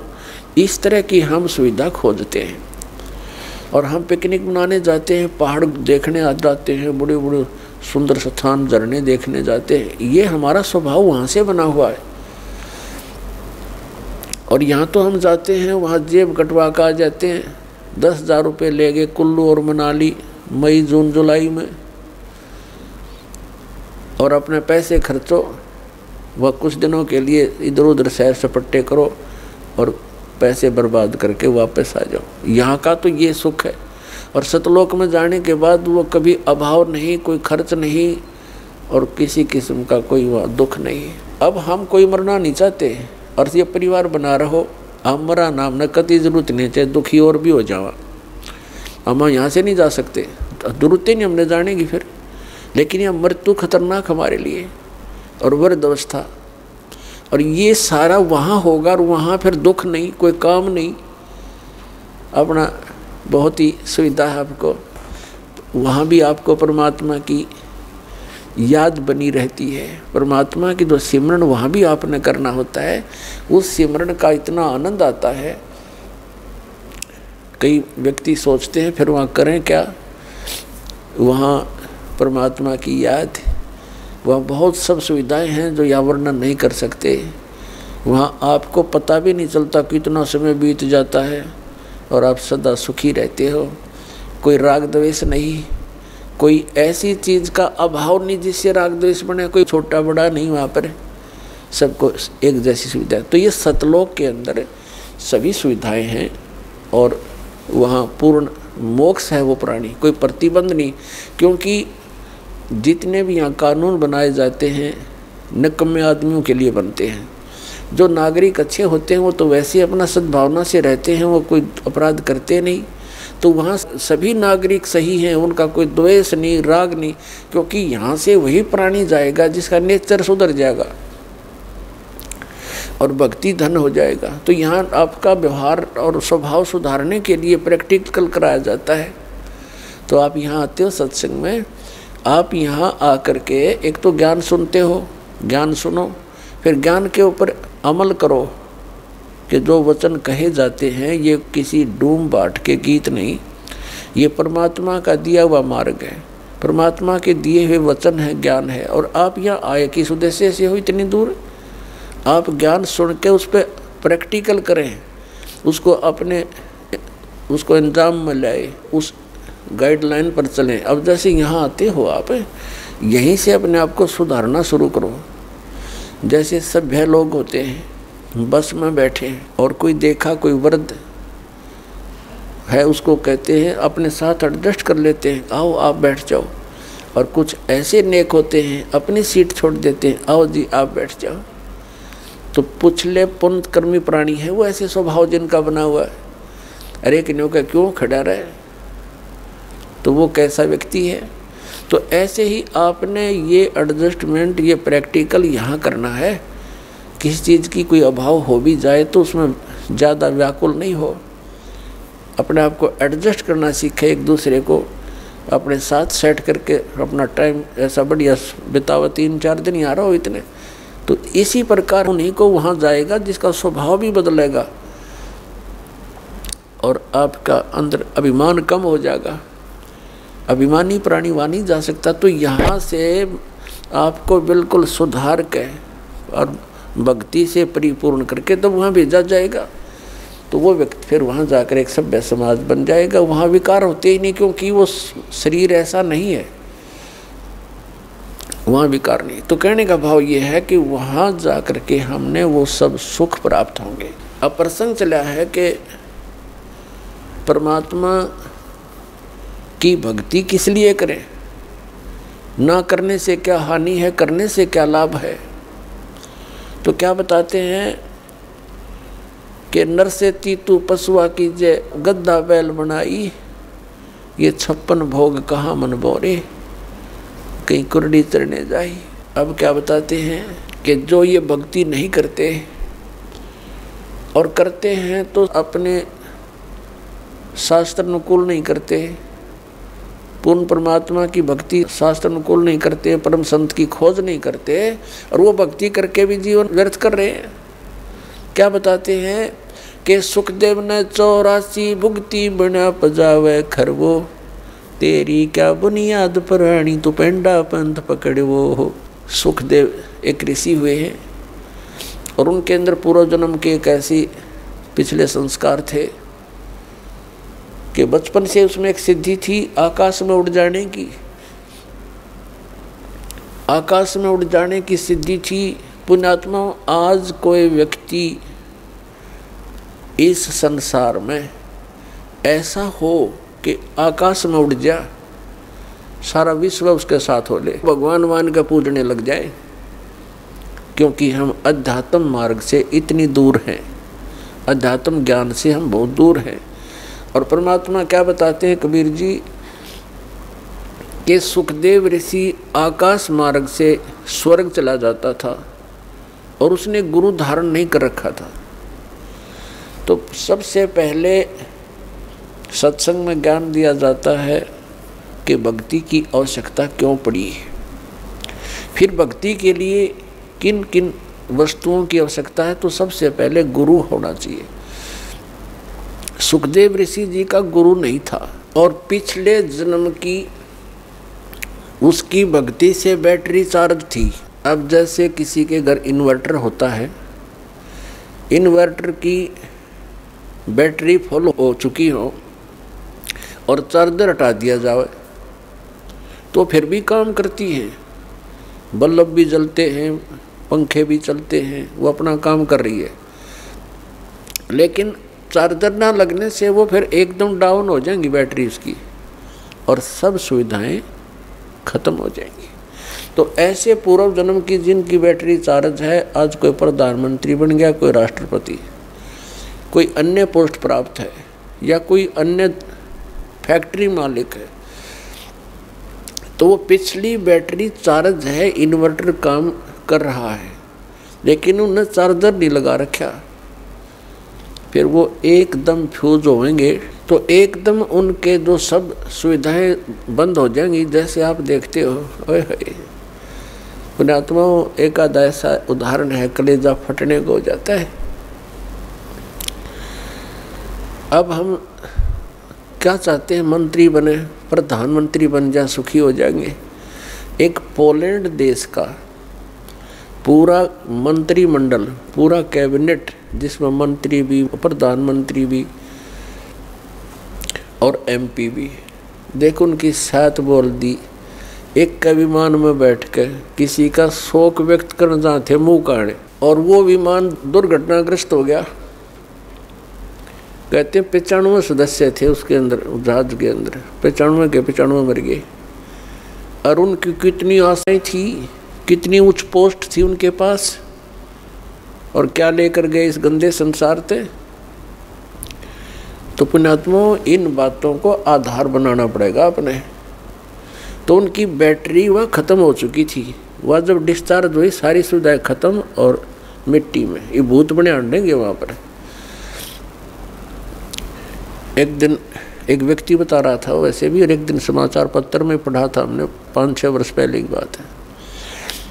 एक बहुत बड़ा राजनेता था, उसके साथ 1-2 घर का सदस्य था, 4-5 उसके चेले चपटे। वो उसका हेलीकॉप्टर जो है एक्सीडेंट हो गया, मर गए सारे। अब वो उस गांव में जहाँ हेलीकॉप्टर गिरा था, भूत बनकर वहाँ धक्के खा रहे हैं और गांव वालों को दुखी कर रहे हैं। वो कहते हैं हमारा यहाँ प्लेटफार्म बनाओ, कोठी बनाओ, हमारी यहाँ रहा करेंगे। कोई ये भूत बात सेवड़ा सेवड़ा बुलाया, उन्होंने पूछा था सीकरी, तब उन्होंने उसको बताया कि हमारा यहाँ वो बनाओ कोठी, हम रहा करेंगे। उनकी फिर वो एक चबूतरा सा बना के वो 4-4 ईंट ला के सारे की नरी कोठी बना रखी इतने। अब वहाँ कोठी बनाए बैठे हुए। तो परमात्मा कहते हैं जो काम नहीं करा, जो करना था इस मनुष्य जीवन से वो किया नहीं, बकवादों में यह मूल धन नष्ट कर दिया। वह बैटरी होगी, डिस्चार्ज चार्जर था नहीं, एकदम सब सुविधाएं कहाँ गई, वह प्रभुता कहाँ गए, वो धन चाट लो उस हेलीकॉप्टर ने, वो ले डूबा उसको। तो यहाँ परमात्मा हमें याद दिलाते हैं कि सुखदेव ने 84 भुगती, बना पजावे खरवो, तेरी क्या बुनियाद पुरानी, तू पेंडा पंथ पकड़वो। अब सुखदेव ऋषि की बैटरी चार्ज थी पिछले जन्म की, और उस बैटरी चार्ज से वो पहुंच जाता था वहाँ स्वर्ग के अंदर, ऊपर के लोकों में। तो वहाँ के जो कॉमन स्वर्ग है, ये स्वर्ग क्या है, ये रेस्टोरेंट है। एक तो प्राइवेट रेस्टोरेंट होते हैं, उनमें तो कोई डट जाके पैसे वाला। एक सरकारी होते हैं, उनमें सरकारी अधिकारी ही रुक सकते हैं। ये पहुंच गया एक दिन, ये जाता था कॉमन स्वर्ग, इंद्र वाले स्वर्ग में। फिर ये पहुंच गया भगवान विष्णु जी के लोक में। प्रत्येक इन भगवानों के लोकों में इसी तरह रेस्टोरेंट बने हुए हैं, और ये भी अपना काम ऐसे ही चला रहे हैं।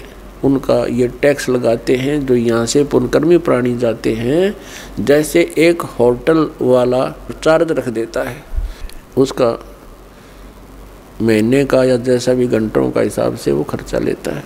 सुखदेव ऋषि जब पहुँचे स्वर्ग में, वहाँ के होटल में, विष्णु जी वाले बड़े होटल में, तो वहाँ एक रूल बना रखा उन्होंने कि जिसने गुरु धारण कर रखा हो वही व्यक्ति यहाँ आ सकता है, इसमें सटे पा सकता है। अब सुखदेव ऋषि का कोई गुरु नहीं था, बैटरी चार्ज पिछले जन्म के पुण्य कर्मों के कारण वो आकाश में फिर रहा था। तो वहाँ के जो पहरेदार थे सेवादार थे उस होटल के, उन्होंने मना कर दिया कि ऋषि जी आपका कोई गुरु है नहीं, इसमें एंट्री नहीं हो सकती आपकी। वो अड़ गया उनके साथ कि तुम पहले व्यक्ति देखे हो हमने, मैं तो ऐसे जाता हूँ, वहाँ भी जाता था, इंद्र के लोक में जाता था। उन्होंने कहा जी वहाँ जाते होगे पर यहाँ नहीं जा सकते आप, ये भगवान विष्णु का आदेश है। उसने कहा कि मेरे को विष्णु जी से मिलाओ। वो तांडी पाक रहा था, हल्दी की गांठ से पंसारी बन गया। अब उन पहरेदारों ने जाके बता दिया कि भगवान ऐसे ऐसे एक सुखदेव नाम के ऋषि हैं, उनका कोई गुरु है नहीं और उन्होंने हट कर रखा है अंदर प्रवेश करने की, आपका क्या आदेश है। और उसने ये कहा कि मुझे भगवान विष्णु से मिलाओ। भगवान विष्णु आए बाहर। अब ऋषि ने तो ये सोचा था सुखदेव जी ने कि मुझे देखकर जैसे इंद्र दौड़ा आता था ऐसे सीने से लगाएगा कि वाह बड़ी भक्ति कर रखे, यहाँ पहुँच गए। लेकिन मर्यादा बहुत बड़ी चीज़ होती है भक्ति मार्ग में। तो विष्णु जी ने उनको सीधे मुँह बात नहीं की और कहा यहाँ कैसे आए ऋषि जी। पुण्यात्माओं, जो व्यक्ति किसी के पास कोई उद्देश्य लेकर जाता है और वो ये सोच कर जाए कि मुझे बहुत सत्कार मिलेगा और जाते उसको सीधे मुँह बात ना की जाए तो वो समझ जाता है कि बात बिगड़ गई। आधी तो उसकी भांग वहीं उतर गई जब भगवान ने नो पूछा तू यहाँ किस लिए आया। तब उसने कहा जी मैं उस दिन यहाँ व्यतीत करना चाहता हूँ आपके रेस्टोरेंट में, इस स्वर्ग में। तो विष्णु जी को पता तो था ही। फिर उन पार्षदों से पूछा सेवादारों भाई तुमने क्यों नहीं एंट्री होने दी ऋषि जी की। तो सेवादारों ने बताया जिनका गुरु नहीं है। तो भगवान ने कहा सुखदेव आप जा सकते हैं, बगैर गुरु वाले व्यक्ति को हम इसमें प्रवेश नहीं होने देते, आप जाइए। अब ऋषि जी ने कहा कि भगवान इस पृथ्वी के ऊपर मेरे समान कोई ऐसा है नहीं, मेरे जैसा कोई सिद्धि युक्त, मैं किसको गुरु बनाऊं। तो भगवान श्री विष्णु जी ने कहा कि सुखदेव ये भी तेरी भूल है, ये तेरा अभिमान बोल रहा है, तेरा अज्ञान बोल रहा है। आप जाइए राजा जनक से उपदेश लीजिए। राजा जनक कौन? जो सीता जी के पिता थे। कई कहते हैं कि गुरु जो है ब्रह्मचारी होना चाहिए, तो वो भी उनकी भूल है उन व्यक्तियों की। अपने आत्माओं परमात्मा के विधान से अपरिचित व्यक्ति इस तरह की अटकलबाजी करता रहता है। तो इन सब प्रमाणों से हमें सिद्ध होगा कि गुरु कैसा होना चाहिए, शिष्य के क्या लक्षण होने चाहिए, कैसे उसमें गुण होने चाहिए और गुरु जी के अंदर कैसे लक्षण होने चाहिए। अब सुखदेव ऋषि बाल ब्रह्मचारी और साधु संत ऋषि और राजा जनक गृहस्थी, उसने ब्याह करवा रखे गणे क्योंकि राजा था। अब वहाँ तो वो बोल नहीं सका भगवान विष्णु के सामने, तो वापस आ गया। वापस आया तो वहाँ अन्य ऋषियों के पास जैसे पहले खूब छाती खोल कर जाया करता था, उधर न्यू जावा मुँह लटकाए। उन्होंने पूछा ऋषि जी ऐसी क्या घटना घट गई, बहुत दुखी से नजर आते हो। तो उसने सारी कहानी बता दी कि मैं विष्णु जी के लोक में गया था और भगवान ने मुझे वहाँ रहने नहीं दिया। तो उन्होंने अन्य ऋषि देवों ने पूछा कि ऐसी बात नहीं हो सकती, भगवान विष्णु तो बहुत प्यार करते हैं, बहुत अच्छे भगवान हैं, कोई बात और गड़बड़ी पावेगी, कुछ और गलती कर रखी होगी आपने। तब उसने बताया कि मैंने गुरु धारण नहीं कर रखा, भगवान ने यह कंडीशन रख रखी है कि जिसका गुरु होगा वही स्वर्ग में रह सकता है, विष्णु जी के स्वर्ग में। तब अन्य जितने भी देव ऋषि थे उन्होंने कहा ऋषि जी आप तो बहुत भारी भूल किए बैठे हो, हमने तो ये सोचा था आपने कोई गुरु बना रखा होगा, आपने बहुत भारी गलती कर रखी है, बिना गुरु के फिर रहे हो, आपने जीवन नाश कर दिया। अब वहाँ उसने फिर बताया कि भगवान ने मेरे सामने एक समस्या और पैदा कर दी। क्या पैदा कर दी? कि कहा है कि राजा जनक से नाम लो, तो वो क्या कहता है कि राजा जनक गृहस्थी बाई और कैसे शीश नवाऊं जाई। वो एक गृहस्थी में बाल ब्रह्मचारी, और कैसे नमस्कार करूँगा मैं उसको, मेरी इज्जत का नाश हो जाएगा। अब ये मान बढ़ाई और इज्जत यह भी भक्ति का एक दुश्मन है। परमात्मा कहते हैं राज तजना सहज है और सहज त्रिया का ने, मान बढ़ाई ईर्षा ये दुर्लभ तजना ये, अरे इनके तजे बिना भगवान नहीं मिला, चाहे कितनी बकवाद कर ले।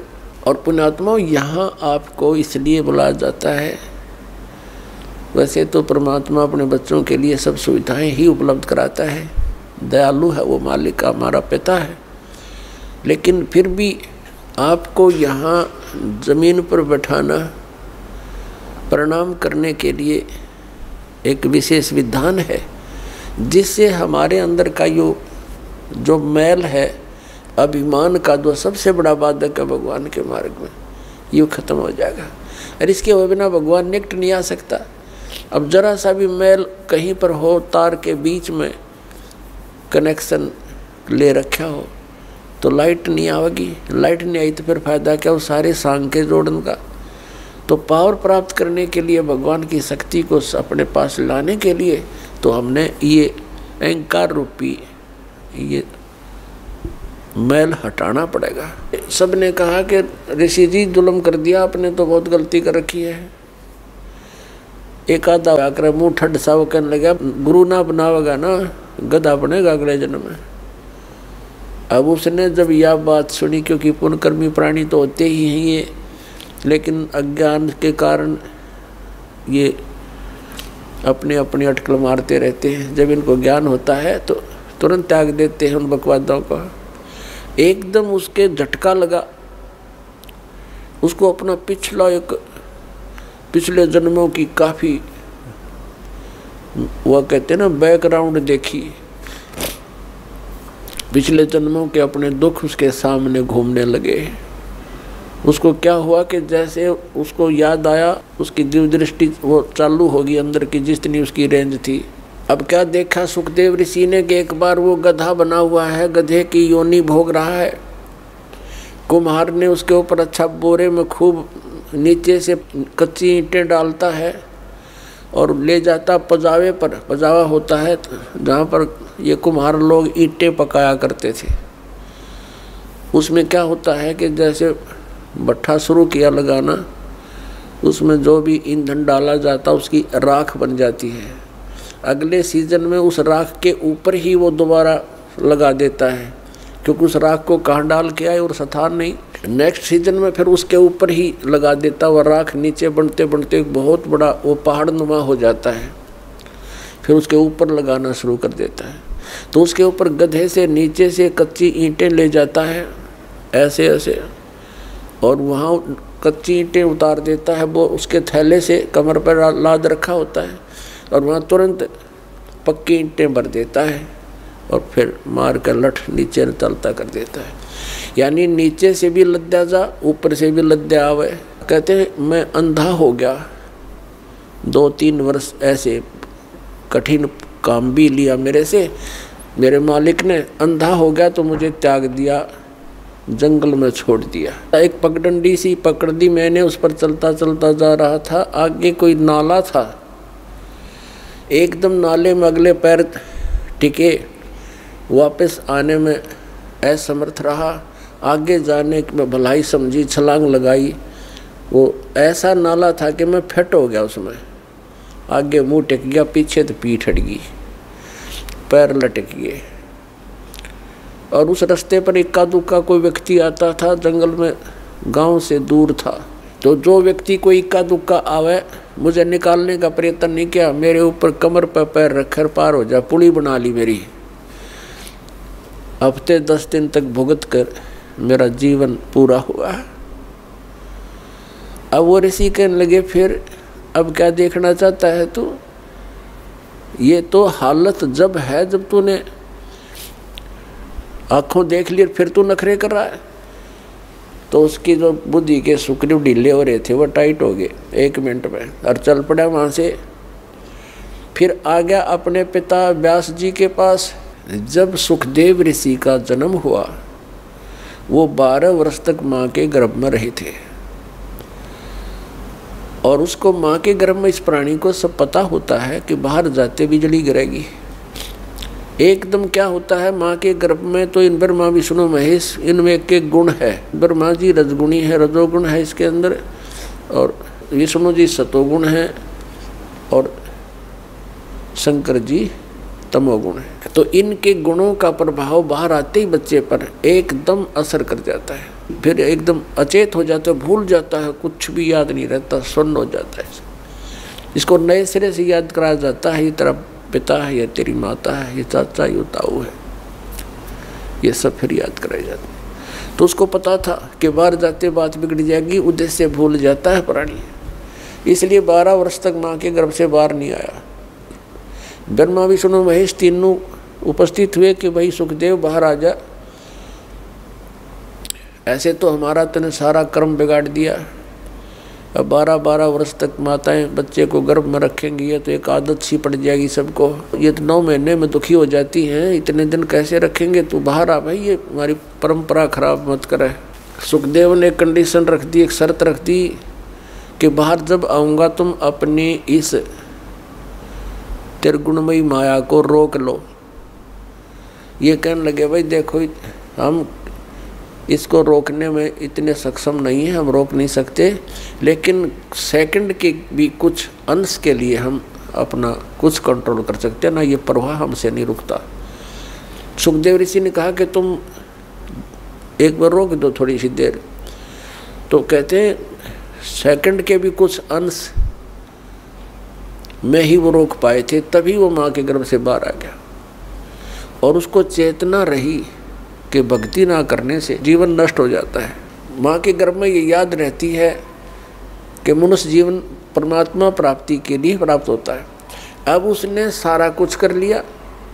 माँ के गर्भ से बाहर आते ही अपनी और नाल को, जो सुंडी से लटकी होती है, माँ की नाभि से कनेक्शन होता, जेर सी, उसने अपने कंधे पर डाल के और उठ कर चल पड़ा।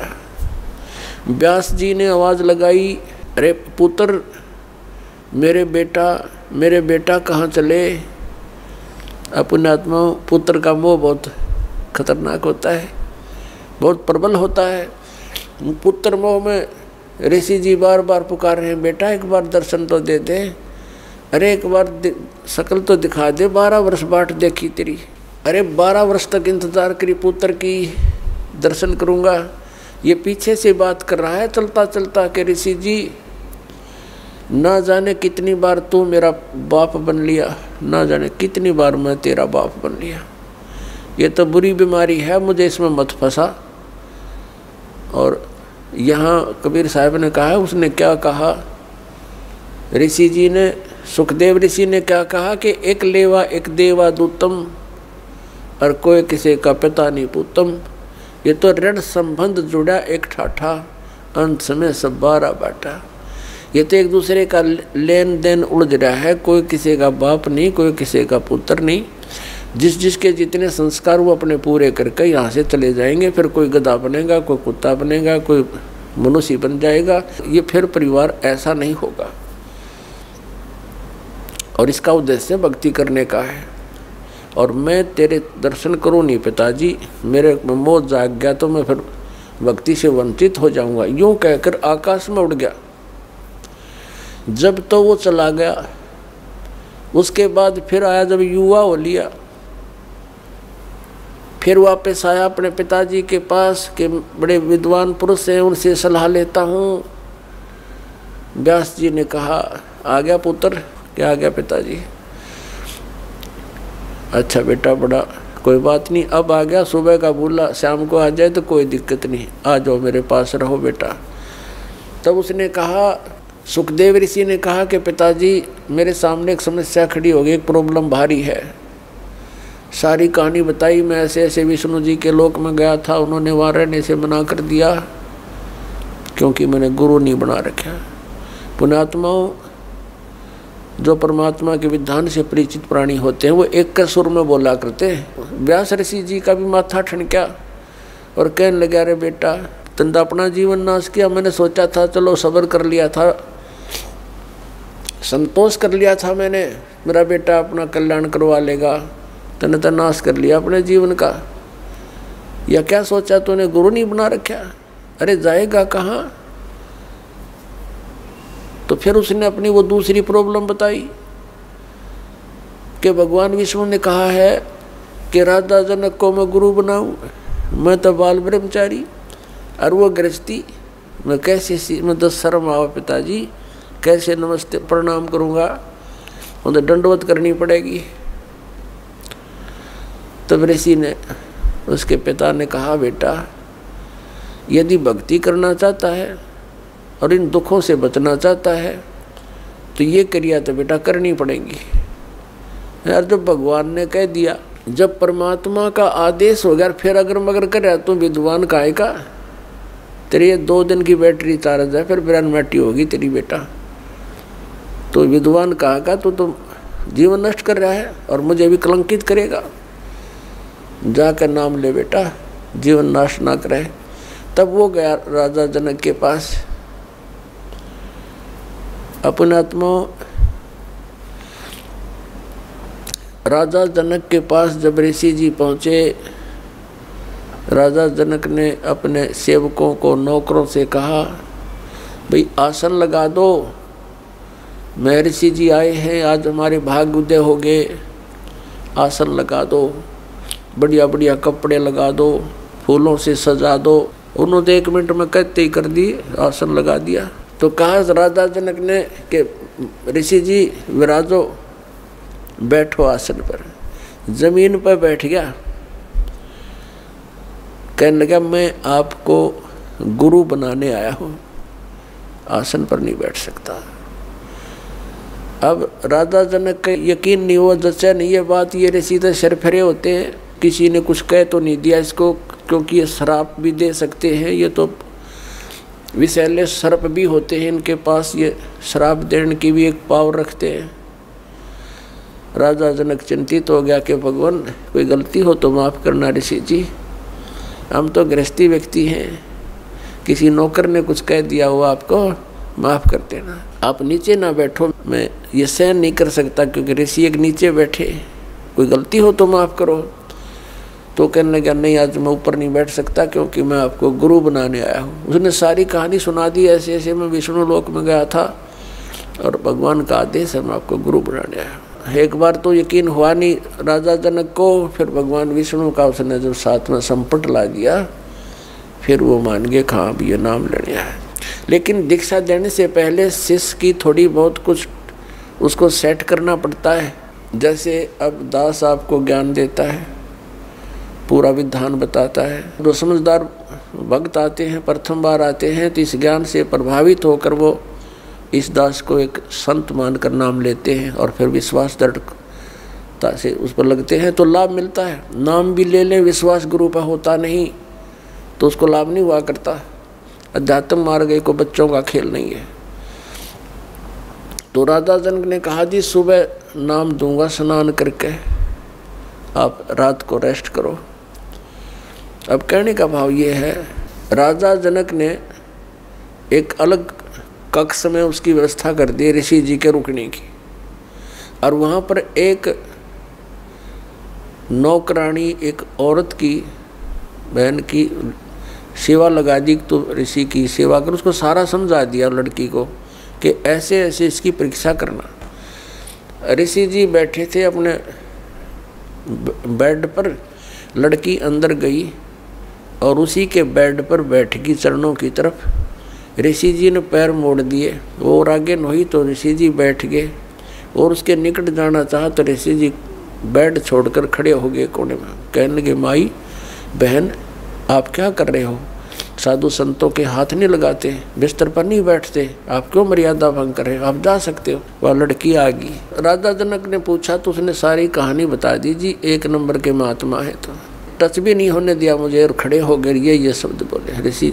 तो ठीक है, अपने आत्मा परमात्मा ये कहते हैं कि गोरख से ज्ञानी गणे और सुखदेव जति जहान और सीता सी बहु भारिया संत दूर स्थान।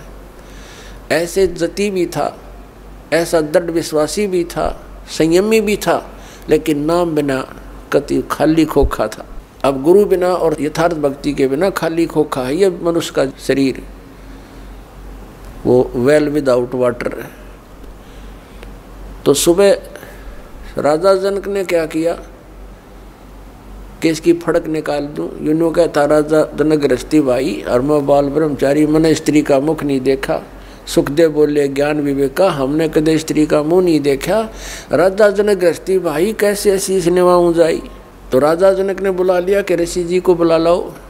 ऋषि जी बैठ गए, नीचे बैठ के, नीचे आसन लगवा दिया जैसा भी उसका, नीचे बैठ गए जमीन पर, कोई दरी दूरी बिछवा दी। और साथ में ही थोड़ी सी दूरी पर नौकरों से कहा राजा जनक ने कि भाई गर्म पानी करो।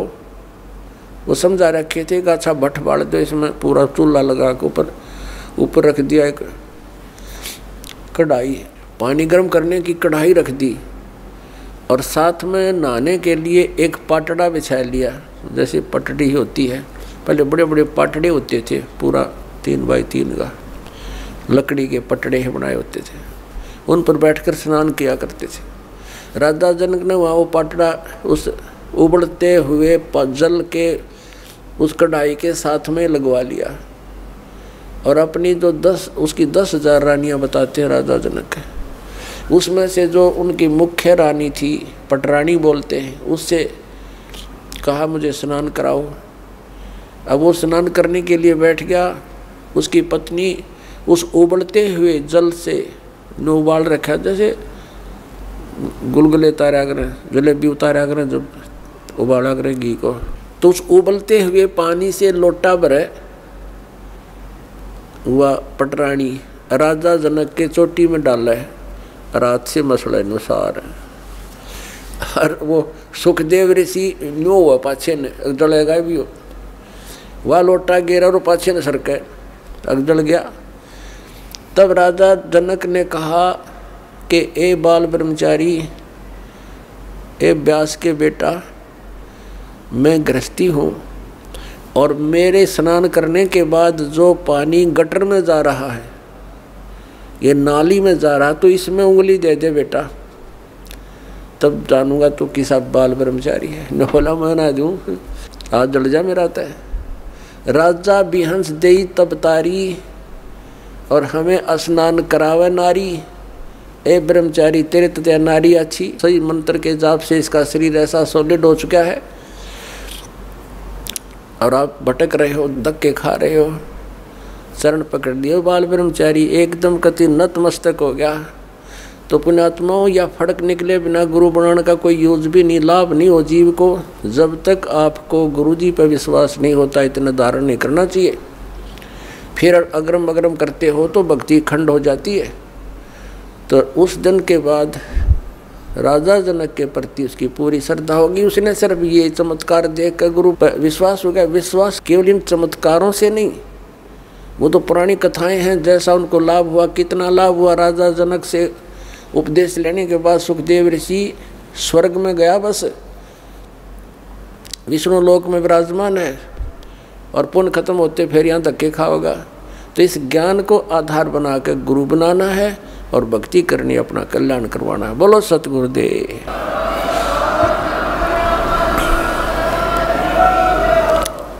आइए अब हम उन श्रद्धालुओं के अनुभव जानते हैं जो जगत गुरु तत्वदर्शी संत रामपाल जी महाराज जी से दीक्षा प्राप्त कर चुके हैं तथा उनके द्वारा बताए गए भक्ति मार्ग पर चल रहे हैं। नमस्कार जी। नमस्कार सर। क्या नाम है बहन जी आपका? मेरा नाम राधा उपाध्याय है। राधा जी, आप कहाँ के रहने वाले हैं? सर मैं कानपुर दिल्ली की रहने वाली हूँ। संत रामपाल जी महाराज से नाम दीक्षा आपने कब ली? सर मैंने संत रामपाल जी महाराज जी से नाम दीक्षा 26 जून 2013 में ली थी। बहन जी, संत रामपाल जी महाराज से नाम दीक्षा लेने से पहले क्या आप कोई भक्ति साधना करते थे? सर मम्मी पापा राधा स्वामी डेरा ब्यास से जुड़े हुए थे और उन्होंने गुरविंदर सिंह ढिल्लो से नाम दीक्षा ली हुई थी, जिसकी वजह से हम बचपन से ही उन्हीं के साथ जाते थे। हम ब्यास भी जाते थे और छतरपुर में जब उनका भंडारा लगता था वहाँ पे भी जाते थे। तो बहन जी, आप राधा स्वामी डेरा ब्यास की भक्ति साधना अपने पेरेंट्स के साथ करते थे। बचपन से ही राधा स्वामी डेरा ब्यास के सत्संग को सुना आपने, तो जो ये भक्ति साधना आप करते थे, इनसे आपको क्या लाभ मिले? सर जैसा कि मैंने बचपन से ही देखा है, पापा मम्मी राधा स्वामी का ही सिमरन करते थे, उन्हीं का दिया हुआ नाम जाप करते थे। उसके बावजूद हमारे घर का कलेश नहीं मिटता था। पापा को भी बहुत गुस्सा आता था और मम्मी को, जैसा कि बचपन से मैं देखते आई हूँ, मम्मी को एक जलन का रोग था जो कि काफ़ी जगह पे जिसका इलाज कराया, मगर वो अभी तक सही नहीं हुआ था उनके नाम जाप से। और भाई, एक मेरा भाई मेरे से भी बड़ा है जो कि उनकी बात बिल्कुल नहीं मानता था, गुस्सा, वो भी, उसे भी बहुत गुस्सा आता था। फिर आप संत रामपाल जी महाराज की शरण में कैसे आए? सर 2012 में सबसे पहले पापा ने नाम लिया। वो एक सहगल भगत जी हैं, वो भी राधा स्वामी में थे पहले, दोनों साथ ही जाते थे। एक दिन वो, उनका LIC का काम है, तो एक दिन जब वो LIC का काम पापा जी करा रहे थे उनसे, तो उन्होंने पहले हमारे यहाँ राधा स्वामी बोलते थे जब मिलते थे, मगर उस दिन उन्होंने सत्साई बोला। तो पापा तो पहले ही 17 साल से उस राधा स्वामी में जुड़े हुए थे, उनको एक धक्का सा लगा। उन्होंने बोला सत्साई मतलब, तो उन्होंने समझाया कि देखो, मैं भी राधा स्वामी में जुड़ा था, राधा स्वामी पंथ ही गलत है, राधा स्वामी का मतलब भी हमें ढंग से नहीं पता है, और वो जो नाम दीक्षण लेते हैं वो कहीं शास्त्रों में भी नहीं लिखा है। तो पापा को इस बात का बहुत झटका लगा, बुरा बहुत लगा, मगर उन्होंने सुनते गए। वो एक दिन चले गए। फिर एक दिन और सहगल भगत जी आए और उन्होंने जो संत रामपाल जी महाराज जी की आध्यात्मिक ज्ञान गंगा है उसको लेकर आए और गीता भी लाए, और साथ साथ सब कुछ दिखाया कि देखो ये 5 मंत्र है, और जो राधा स्वामी देते हैं उसका कहीं भी प्रमाण नहीं है। तो पापा जी को हैरानी तो हुई, मगर गुस्सा भी आ रहा था क्योंकि 17 साल से जुड़े हुए थे। वो सुनते गए। फिर धीरे धीरे उन्होंने बोला चलो एक बार जाके देखते हैं, नाम नहीं लेंगे, देखते हैं क्या है।